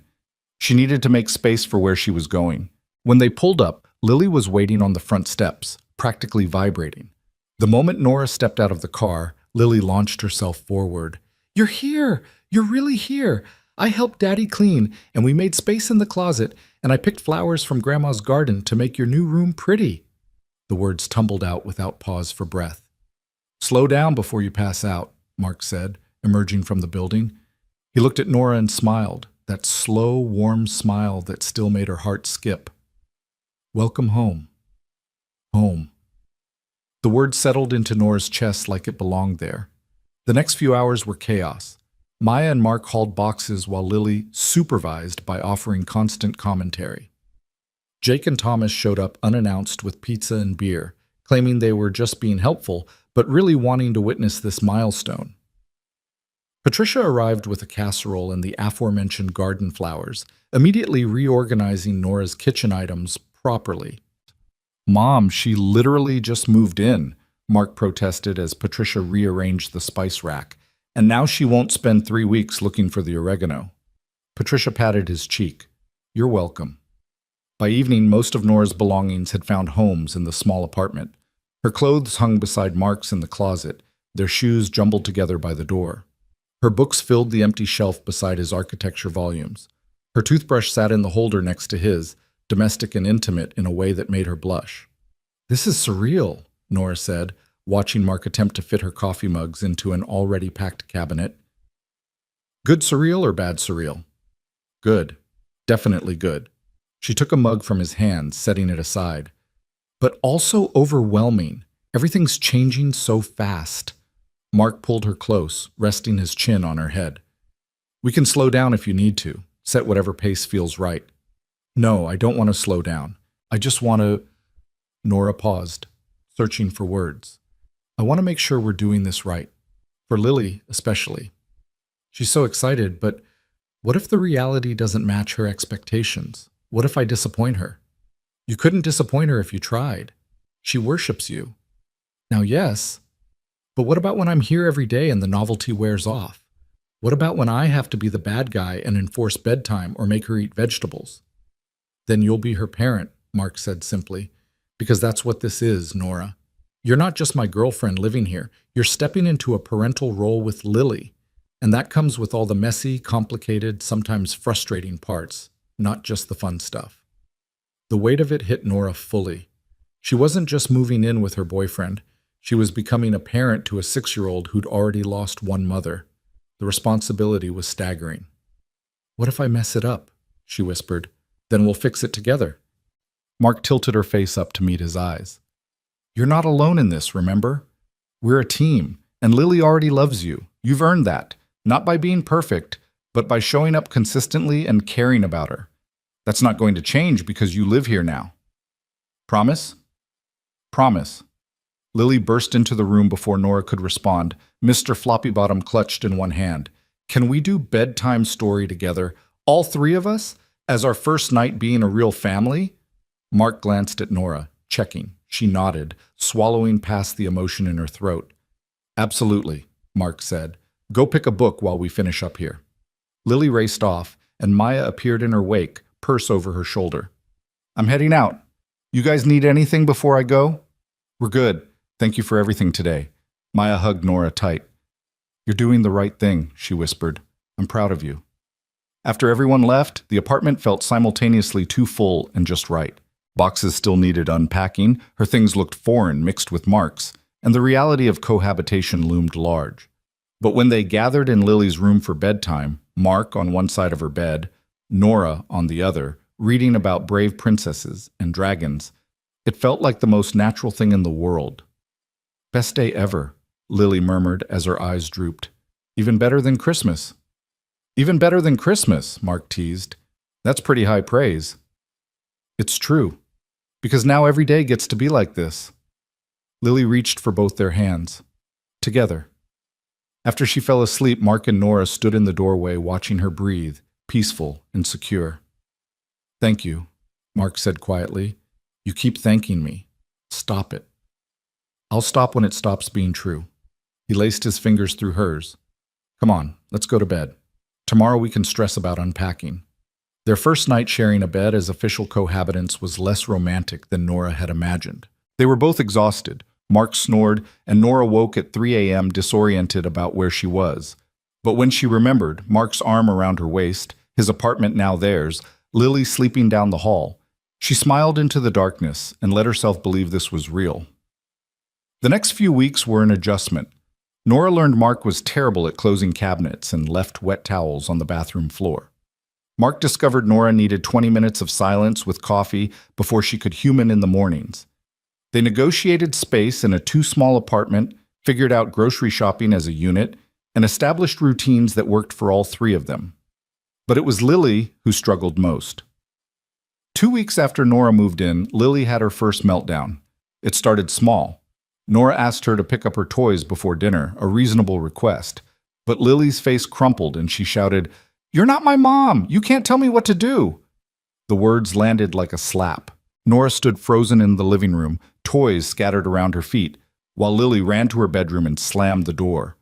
Mark emerged from his home office, drawn by the commotion. What happened? I asked her to clean up and she...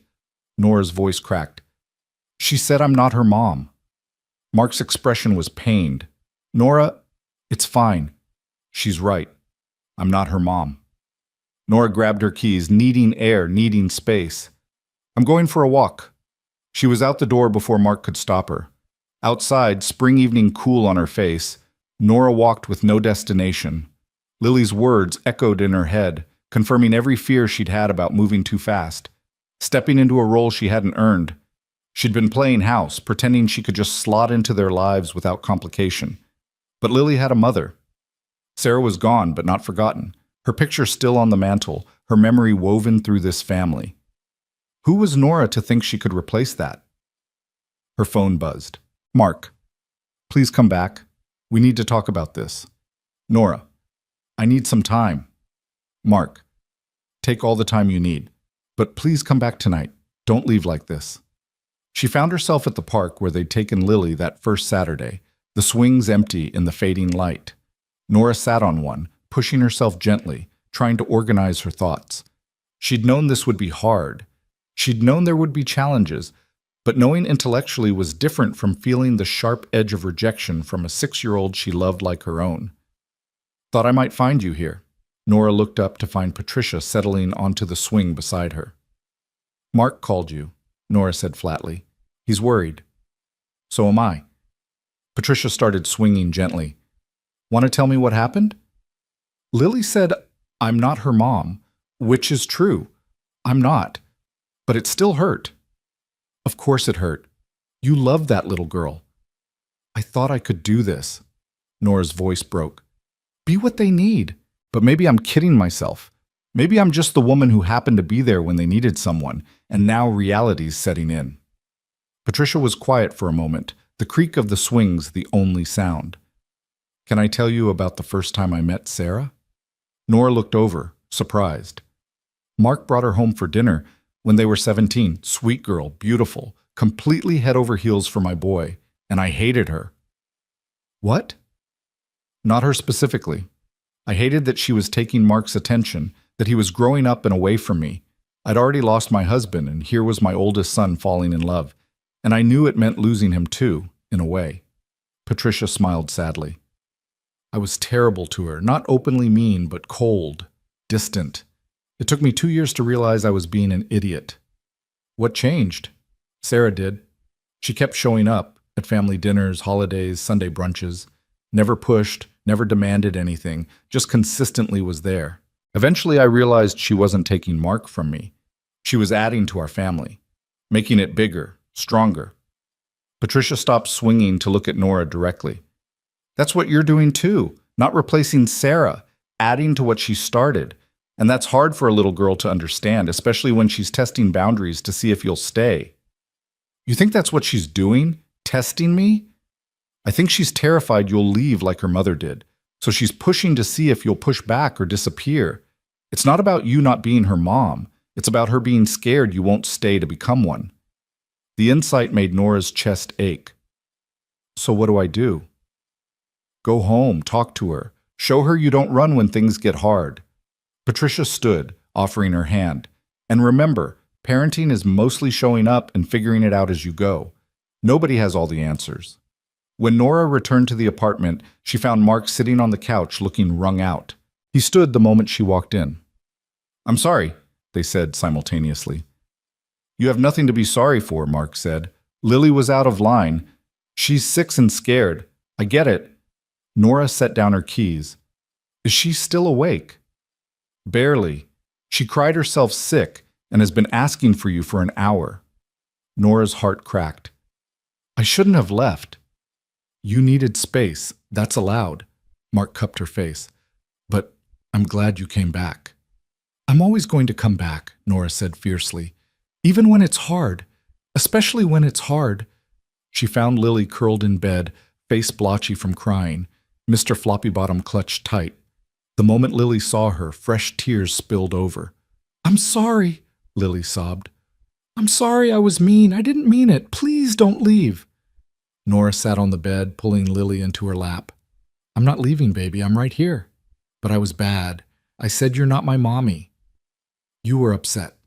People say things they don't mean when they're upset. Nora stroked Lily's hair. Can I tell you something? Lily nodded against her chest. You're right. I'm not your mommy. Your mommy is watching you from heaven and she loves you so much. I could never replace her, and I don't want to. Nora felt Lily tense but continued gently. But I love you too, Lily. Different from how your mommy loved you, but just as real. And I was hoping maybe I could be something new, not a replacement, just someone else who loves you and takes care of you and is part of your family. Like a bonus mom? Lily's voice was small. Yeah, like a bonus mom. Nora's eyes stung. Would that be okay with you? Lily pulled back to look at her, face serious. Do bonus moms stay forever? Or do they leave too? The question was a knife to the heart. I'm going to stay forever, I promise. Mommy promised forever too, but she had to leave. That wasn't her choice, sweetheart. Your mommy would have stayed if she could. The accident wasn't her fault. Nora chose her words carefully. I can't promise nothing bad will ever happen, but I can promise I will always do everything in my power to stay with you and your daddy. You're my family now, and families don't give up on each other. Lily studied her face, weighing the promise, looking for cracks. Finally, she nodded. Okay, you can be my bonus mom, but you have to do bonus mom things. Like what? Like coming to my school concert next week, and helping me learn to tie my shoes and making pancakes on Saturdays, and telling me I'm pretty even when my hair is messy. Lily's list kept growing. And loving Daddy, and staying even when I'm mean, and her voice broke. And not forgetting my real mommy. Can you do that? I can do all of that, Nora promised, especially the part about not forgetting. Your mommy was special and important, and we'll always remember her. Good. Lily burrowed back into Nora's arms. I love you, bonus mom. Nora's tears finally spilled over. I love you too, baby girl.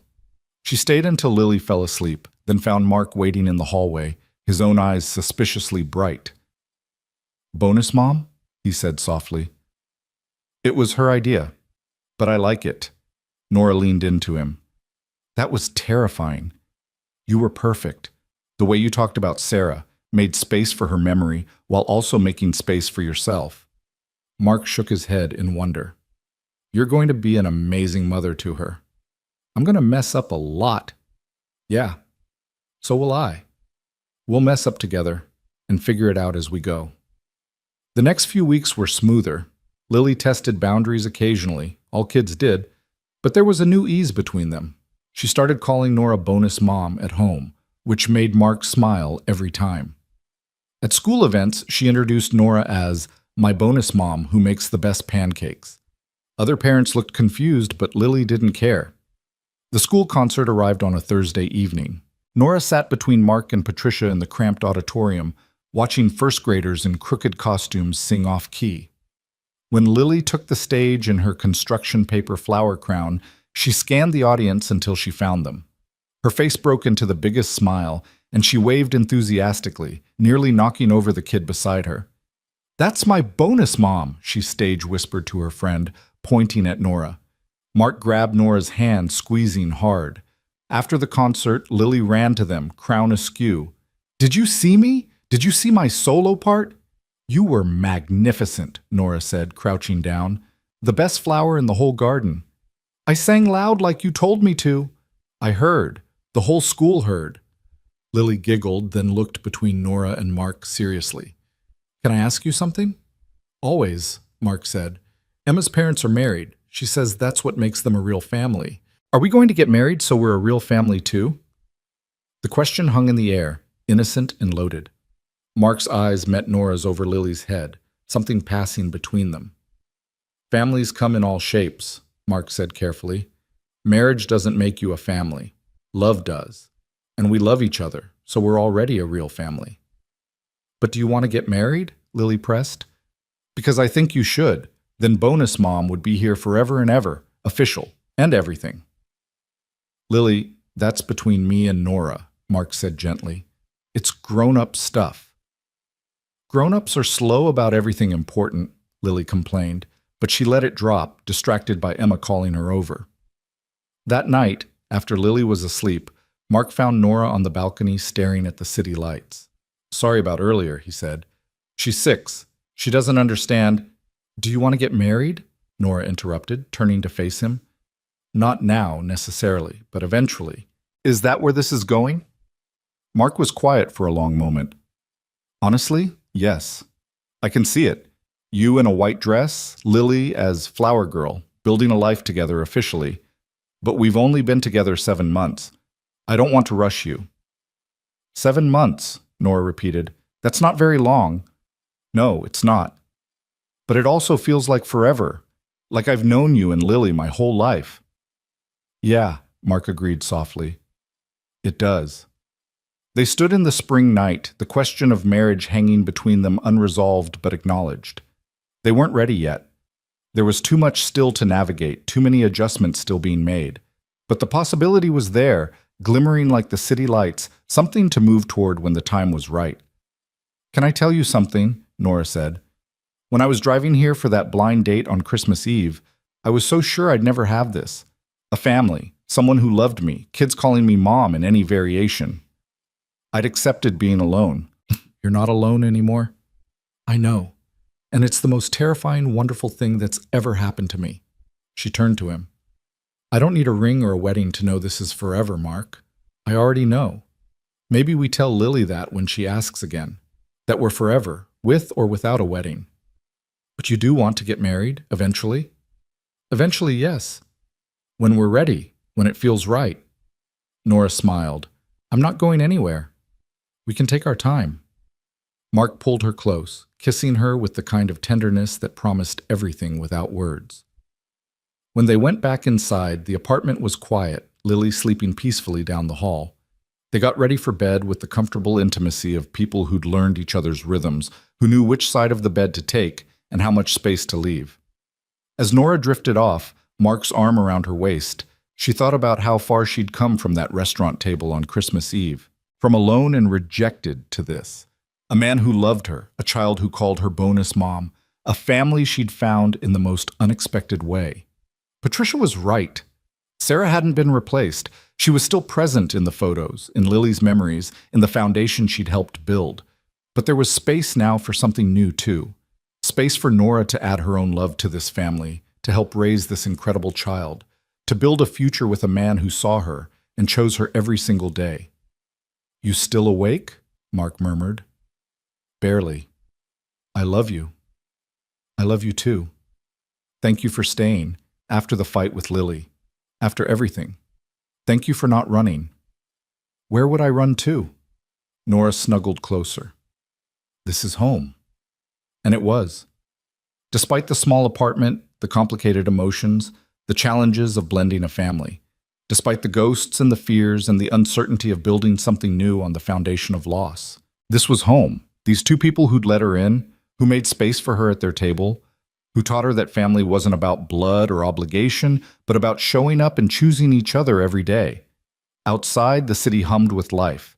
Inside, 3 people slept under one roof, a man learning to love again, a child learning to trust, and a woman learning she was exactly enough, just as she was, exactly where she belonged. 6 months later, on a warm October evening when the leaves were turning gold and the air smelled like cinnamon, Mark came home with a secret. Nora knew immediately something was different. He had that look, the one he got when he was planning something and trying to act casual about it. She'd learned to read his tells over the past year, the way his left eyebrow twitched when he was excited, how he couldn't quite meet her eyes when he was hiding something good. "What did you do?" she asked from the kitchen, where she was helping Lily with math homework. "Nothing. Why would you think I did something?" Mark set down his briefcase, kissing first Lily's head, then Nora's lips. "Because you look like you're going to burst." Lily squinted at him. "Daddy, are you keeping a secret?" "Maybe." "Is it a good secret or a bad secret?" "The best secret." Mark couldn't contain his grin. "But you both have to wait until Saturday to find out." Lily groaned dramatically. "That's 3 whole days. I'll die of curiosity." "You'll survive," Mark said, ruffling her hair. "Now finish your homework so we can have dinner." The next 3 days were torture. Mark refused to give hints no matter how much they begged. On Friday night, he told them to dress nicely for Saturday. Nice, but comfortable, whatever that meant. Nora tried to guess their destination, while Mark maintained an infuriating poker face. "Zoo?" she ventured. "Nope." "Museum?" "Wrong again." "Are we leaving the city?" "That would be telling." Mark kissed her frustrated frown. "Patience, love. Good things come to those who wait. Saturday morning arrived clear and bright.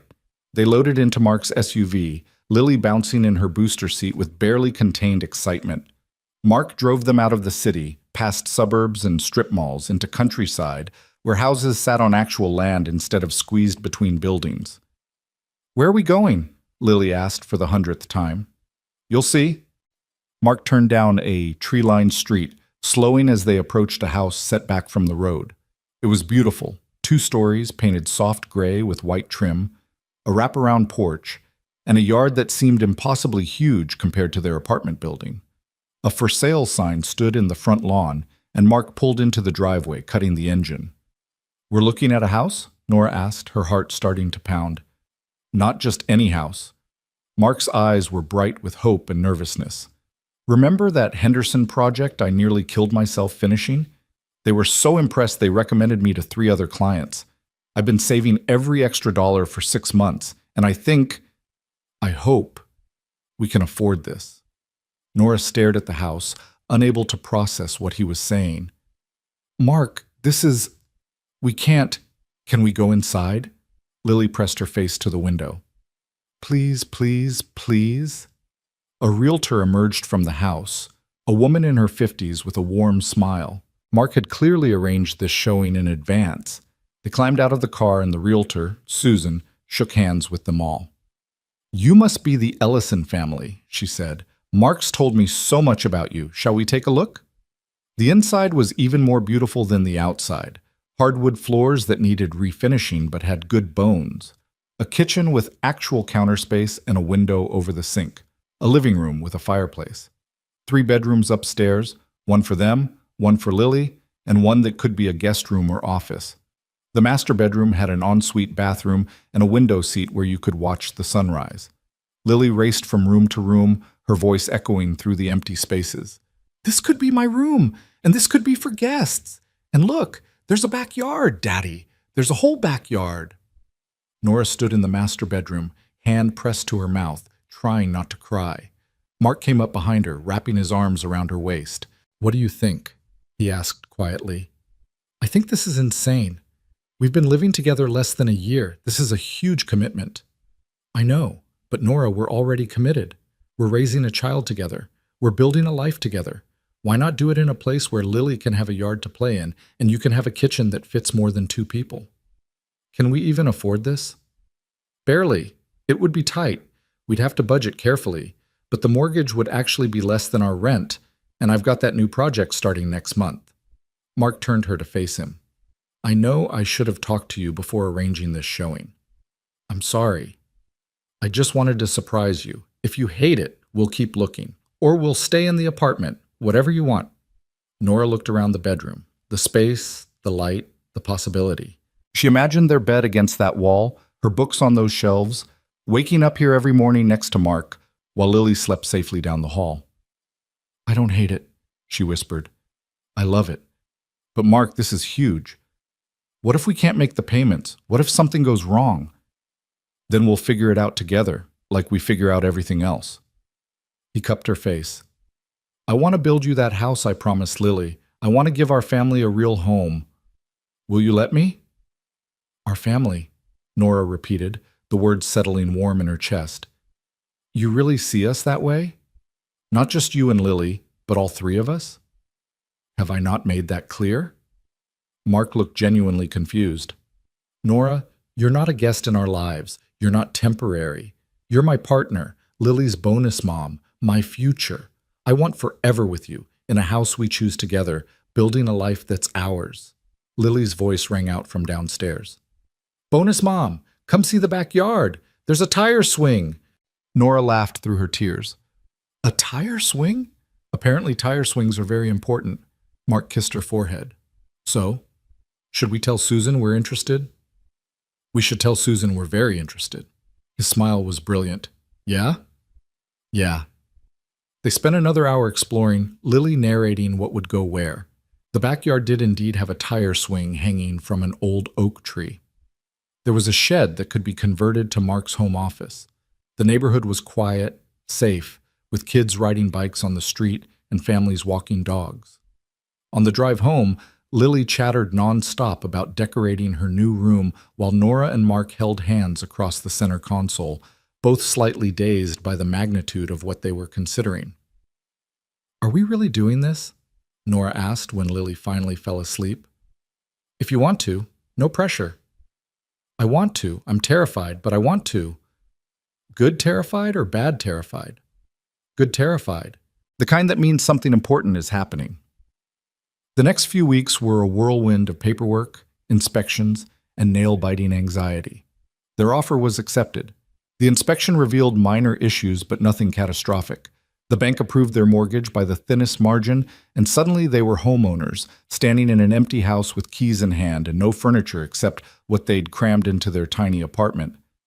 "We're going to need more stuff," Mark observed, his voice echoing in the empty living room. "So much more stuff," Nora laughed, slightly hysterical. "What did we just do?" "Something crazy and wonderful." He pulled her close. "Something that's going to be worth every penny and every moment of stress." They moved in on a Saturday in early November, Patricia and Mark's brothers helping haul furniture, while Lily supervised with the authority of a tiny general. By evening, they were surrounded by boxes and exhausted, eating pizza on the floor because they hadn't unpacked the table yet. "Best house ever," Lily declared, tomato sauce on her chin. "When can I get a dog?" "Let's survive one major life change at a time," Mark said. "But you said maybe when we got a house." "I said maybe. That's not the same as yes." "But it's not no either." Lily's logic was irrefutable. That night, after Lily was asleep in her new room, Nora and Mark lay on their mattress on the floor of the master bedroom, too tired to set up the bed frame. "We own a house," Nora said to the ceiling. "An actual house with a mortgage and property taxes and a yard we have to maintain." "Having second thoughts?" "No, just processing." She rolled to face him. "A year ago I was alone on Christmas Eve, thinking my life was over, and now I'm here, in a house we bought together, raising a child with the man I love. How did this happen?" Lily walked over to your table and refused to take no for an answer. Best decision she ever made. "Second best," Mark corrected. "The best was deciding you should be her bonus mom." They lay in comfortable silence, the house settling around them with creaks and groans as it adjusted to new occupants. Through the window, stars were visible, something impossible in their old neighborhood. "Mark?" Nora said softly. "Earlier you said, 'I'm your future.' Did you mean that?" "Every word." "Because I was thinking—" She paused, gathering courage. "Lily asked about marriage months ago, and we said eventually. But we never really talked about when eventually might be." Mark propped himself on his elbow, looking at her intently. "What are you saying?" "I'm saying maybe eventually could be soon. Not tomorrow, not next week. But soonish. Because I know, Mark. I know this is it for me. You're it. This family is everything I've ever wanted. Are you proposing to me?" His voice was amused and touched. "Maybe. I don't have a ring or a plan. I just know I want to marry you. I want to be Lily's bonus mom officially. I want to build this life we're creating and make it permanent." Mark kissed her, slow and deep, full of promise. "I want that too. But Nora, when I propose, and I will propose, I want to do it right. Not on a mattress on the floor surrounded by moving boxes." "You're going to propose?" Her heart raced. "Of course I am. I've been planning it for months." He grinned at her shocked expression. "Did you really think I'd let this milestone pass without making sure you knew exactly how much you mean to me? You're impossible. You love it. I really do." 3 weeks later, on Thanksgiving, Patricia hosted dinner for the entire extended family. The house was chaos. 3 generations crammed into the dining room, kids running wild, the table groaning under the weight of food. Nora had spent the previous day helping Patricia cook, learning the family recipes, feeling more than ever like she belonged. As they gathered around the table, Mark stood, tapping his glass for attention. "Before we eat, I want to say something," he announced. "This past year has been the hardest and the best of my life. We lost Sarah 2 years ago, and I didn't think I'd ever feel whole again. But this woman, He looked at Nora, his eyes bright with emotion. She walked into our lives on the worst night and made it the best. She chose us when she didn't have to. She loved Lily like her own. She became part of this family with grace and patience and so much love. Daddy, what are you doing? Lily stage whispered. Something I should have done months ago. Mark pulled a small box from his pocket and Nora's heart stopped. Nora Hale, you make me want to be better. You make Lily laugh. You make our house a home. And I can't imagine spending another day without knowing you'll be by my side forever. He dropped to one knee and Lily squealed with delight. Will you marry me? Mark opened the box, revealing a simple diamond ring that caught the light perfectly. Will you be my wife, Lily's bonus mom, and part of this family officially and forever? Nora couldn't speak past the tears. She nodded frantically, and Mark stood, sliding the ring onto her finger before kissing her while the entire family erupted in cheers. Lily launched herself at them, hugging them both fiercely. I knew it. I knew Daddy was going to ask. He's been acting weird for weeks. You knew? Nora laughed through her tears. I helped pick the ring. Well, Grandma helped too. We wanted something simple but pretty. Lily admired the ring on Nora's hand. Do you like it? I love it. It's perfect. Patricia appeared with champagne, tears streaming down her own face. Welcome to the family, sweetheart. Officially this time. The rest of the evening passed in a blur of congratulations and planning. Jake's wife immediately started talking about venues while Thomas's husband offered to make the cake. Lily announced she would be the flower girl and also the ring bearer and possibly the officiant if they'd let her. One role, Lily, Mark said, amused, but I could do all three. I'm very talented. Later, when the guests had left and Lily was asleep upstairs, Nora and Mark sat on their new couch in their new house, her hand resting on his chest so she could watch the ring sparkle. I can't believe you planned this with Lily, she said. She insisted on being involved, threatened to tell you if I didn't include her. Mark traced the ring with his finger. Do you really like it? We can exchange it if...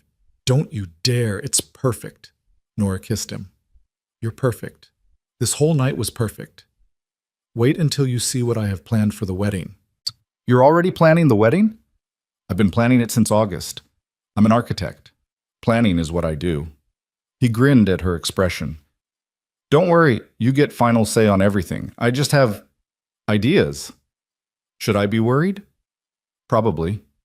They stayed up late talking about possibilities, spring or summer, small or large, where to go for a honeymoon if they could afford one. Everything felt possible now, their future stretching out bright and full of promise. The wedding took place on a Saturday in late May, in Patricia's backyard under string lights and flowering trees. It was small, just family and close friends, but perfect. Lily walked down the aisle first in a pale pink dress, carrying a basket of rose petals and taking her job very seriously. When she reached the altar, she turned to the assembled guests and announced, My bonus mom is about to become my real bonus mom. Please be nice to her because she's the best. The guests laughed, and Nora, waiting with Maya as her maid of honor, pressed her hand to her mouth to keep from crying before she even started down the aisle. Mark stood under the arbor, looking devastatingly handsome in a dark suit, his eyes on the garden entrance, waiting. When Nora appeared, in a simple white dress that Nana would have loved, carrying wildflowers, his face transformed with wonder. The ceremony was short and sweet. They'd written their own vows, and when it was Mark's turn, he spoke directly to Nora like no one else existed. I promise to make you pancakes every Saturday, he said, his voice thick with emotion. I promise to support your dreams and celebrate your victories and hold you through the hard days. I promise to be a partner, not just in the good times, but in the messy, complicated, real parts of life. And I promise to love you exactly as you are. Not too much, not too little, but exactly enough. Nora was crying before he finished. When it was her turn, she looked at him and Lily and found her voice. I promise to show up, she said. Every day, for the rest of our lives, I promise to show up. For you, for Lily, for this family we're building. I promise to be patient when things are hard and to celebrate when things are good. And I promise to never stop believing in us, in what we have and what we're becoming together. The officiant, a friend of Patricia's, smiled. By the power vested in me, I now pronounce you husband and wife. Mark, you may kiss your bride." He did, dipping her dramatically while their guests cheered. Lily jumped up and down, shouting, "They're married! They're officially married now!" The reception was a backyard barbecue, with dancing and laughter, and Lily showing off her flower girl dress to anyone who would look. As the sun set and the string lights glowed, Mark pulled Nora onto the makeshift dance floor for their first dance as husband and wife. "How are you feeling, Mrs. Ellison?" he murmured against her hair. "Like the luckiest woman alive." Nora looked up at him. "Though I'm keeping Hale as my middle name. Nora Hale Ellison. I like that. Honoring where you came from while embracing where you are." Exactly. They swayed together while their family watched, and Nora caught sight of Sarah's picture on the memorial table Patricia had set up, a gentle acknowledgement of the woman who'd started this family, whose loss had ultimately led to Nora finding her place in it. "Thank you," Nora whispered, not sure if she was talking to Sarah, to Nana, or to the universe that had arranged everything so perfectly. Lily wedged herself between them on the dance floor. "Can I dance too?" "Always," Mark said, lifting her up so she was sandwiched between them, all three moving together to the music. This was family, not perfect, not without its complications and ghosts, but real and chosen and full of love. Nora looked at her husband and her daughter and felt overwhelmed with gratitude for the blind date who'd walked out, for the little girl brave enough to ask if she was okay, for every moment that had led to this one. 6 months after the wedding, on a cold December evening, Nora stood in the kitchen making pancakes while Christmas music played and Mark wrestled with Lily's hair. It was Saturday morning routine, exactly like a year ago, but everything was different now. "Daddy, you're still bad at braids," Lily complained. "I'm getting better." "You're really not." Nora flipped a pancake and smiled. Some things never changed. "Bonus Mom, can you help?" Lily called. "Daddy's making my head look weird." "I think Daddy's doing great," Nora said, though the braid was definitely crooked. "You always say that because you love him." "Guilty." Mark caught Nora's eye and grinned, and she was hit with the overwhelming rightness of this moment. This was her life now: Saturday morning pancakes, crooked braids, a child who called her bonus mom, and a husband who looked at her like she was his whole world. Lily suddenly gasped.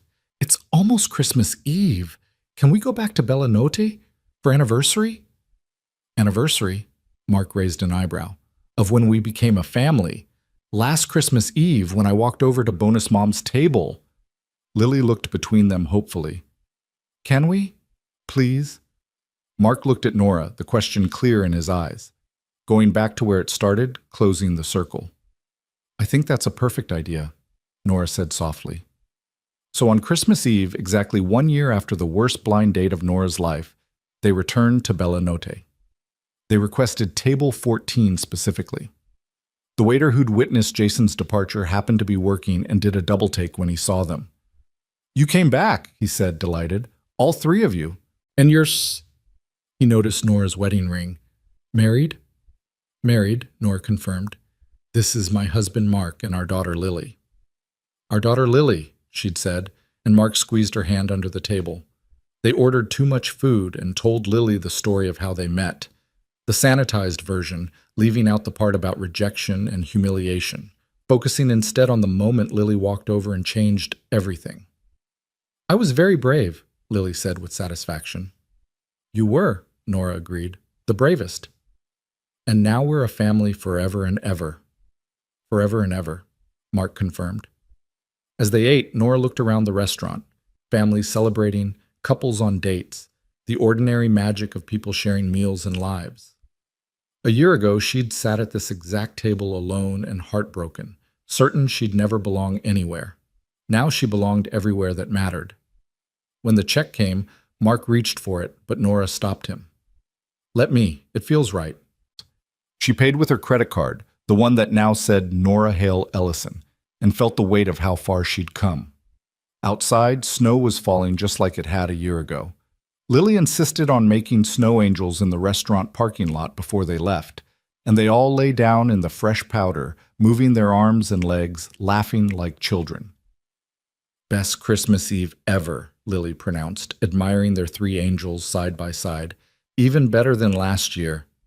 Even better, Nora agreed, taking in her snow-covered husband and daughter, this life she'd built from the ashes of rejection. They drove home through the quiet streets, Lily falling asleep in her booster seat, Christmas lights twinkling in windows.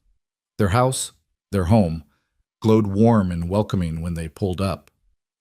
After putting Lily to bed, Mark and Nora stood at the kitchen counter making hot chocolate, their own Christmas Eve tradition now. "Do you ever think about Jason?" Mark asked suddenly. "The blind date?" Nora considered. "Sometimes. Mostly to thank him." "Thank him?" "For walking out, for saying I was desperate, for being exactly the wrong person so I'd be sitting alone when Lily found me." Nora stirred her hot chocolate. "Best worst date ever." "Here's to bad dates leading to good lives," Mark said, raising his mug. They clinked mugs and drank, and Nora thought about the journey. From that restaurant table to this kitchen, from alone to belonging, from broken to whole. It hadn't been easy or simple or without challenges. There were still hard days, still moments when she doubted herself, still times when blending their family felt complicated. But there were more good days than bad, more laughter than tears, more love than she'd ever imagined possible. "What are you thinking about?" Mark asked, reading her expression. "How a year ago I thought my life was ending, and it was actually just beginning." Nora set down her mug and wrapped her arms around her husband. How one small act of kindness from a brave little girl changed everything. How showing up is sometimes the most important thing we can do. Showing up and saying yes when someone asks if you're okay. That too. They finished their hot chocolate and went upstairs, checking on Lily one more time. She was sprawled across her bed, Mr. Floppy Bottom clutched tight, peaceful and secure. In the master bedroom, Nora changed into pajamas and climbed into bed beside Mark, fitting herself against his side like she'd been designed to be there. "Merry Christmas, wife," Mark murmured, already half asleep. "Merry Christmas, husband." Through the window, snow continued to fall on their house, on their neighborhood, on the city where a year ago Nora had been certain she was unlovable. She'd been so wrong. She wasn't desperate or too much or not enough. She was exactly right. For this man, for this child, for this family they'd built together from courage and kindness and the willingness to say yes when life offered second chances.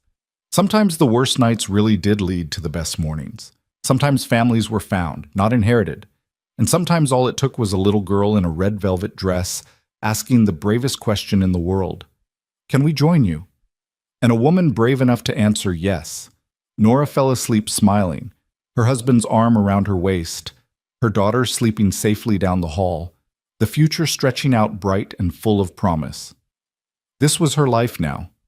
Ordinary and extraordinary, messy and beautiful, exactly what she'd always needed but never knew to ask for. And it all started with pancakes, a blind date disaster, and a child who believed in universe moments. Best Christmas miracle ever.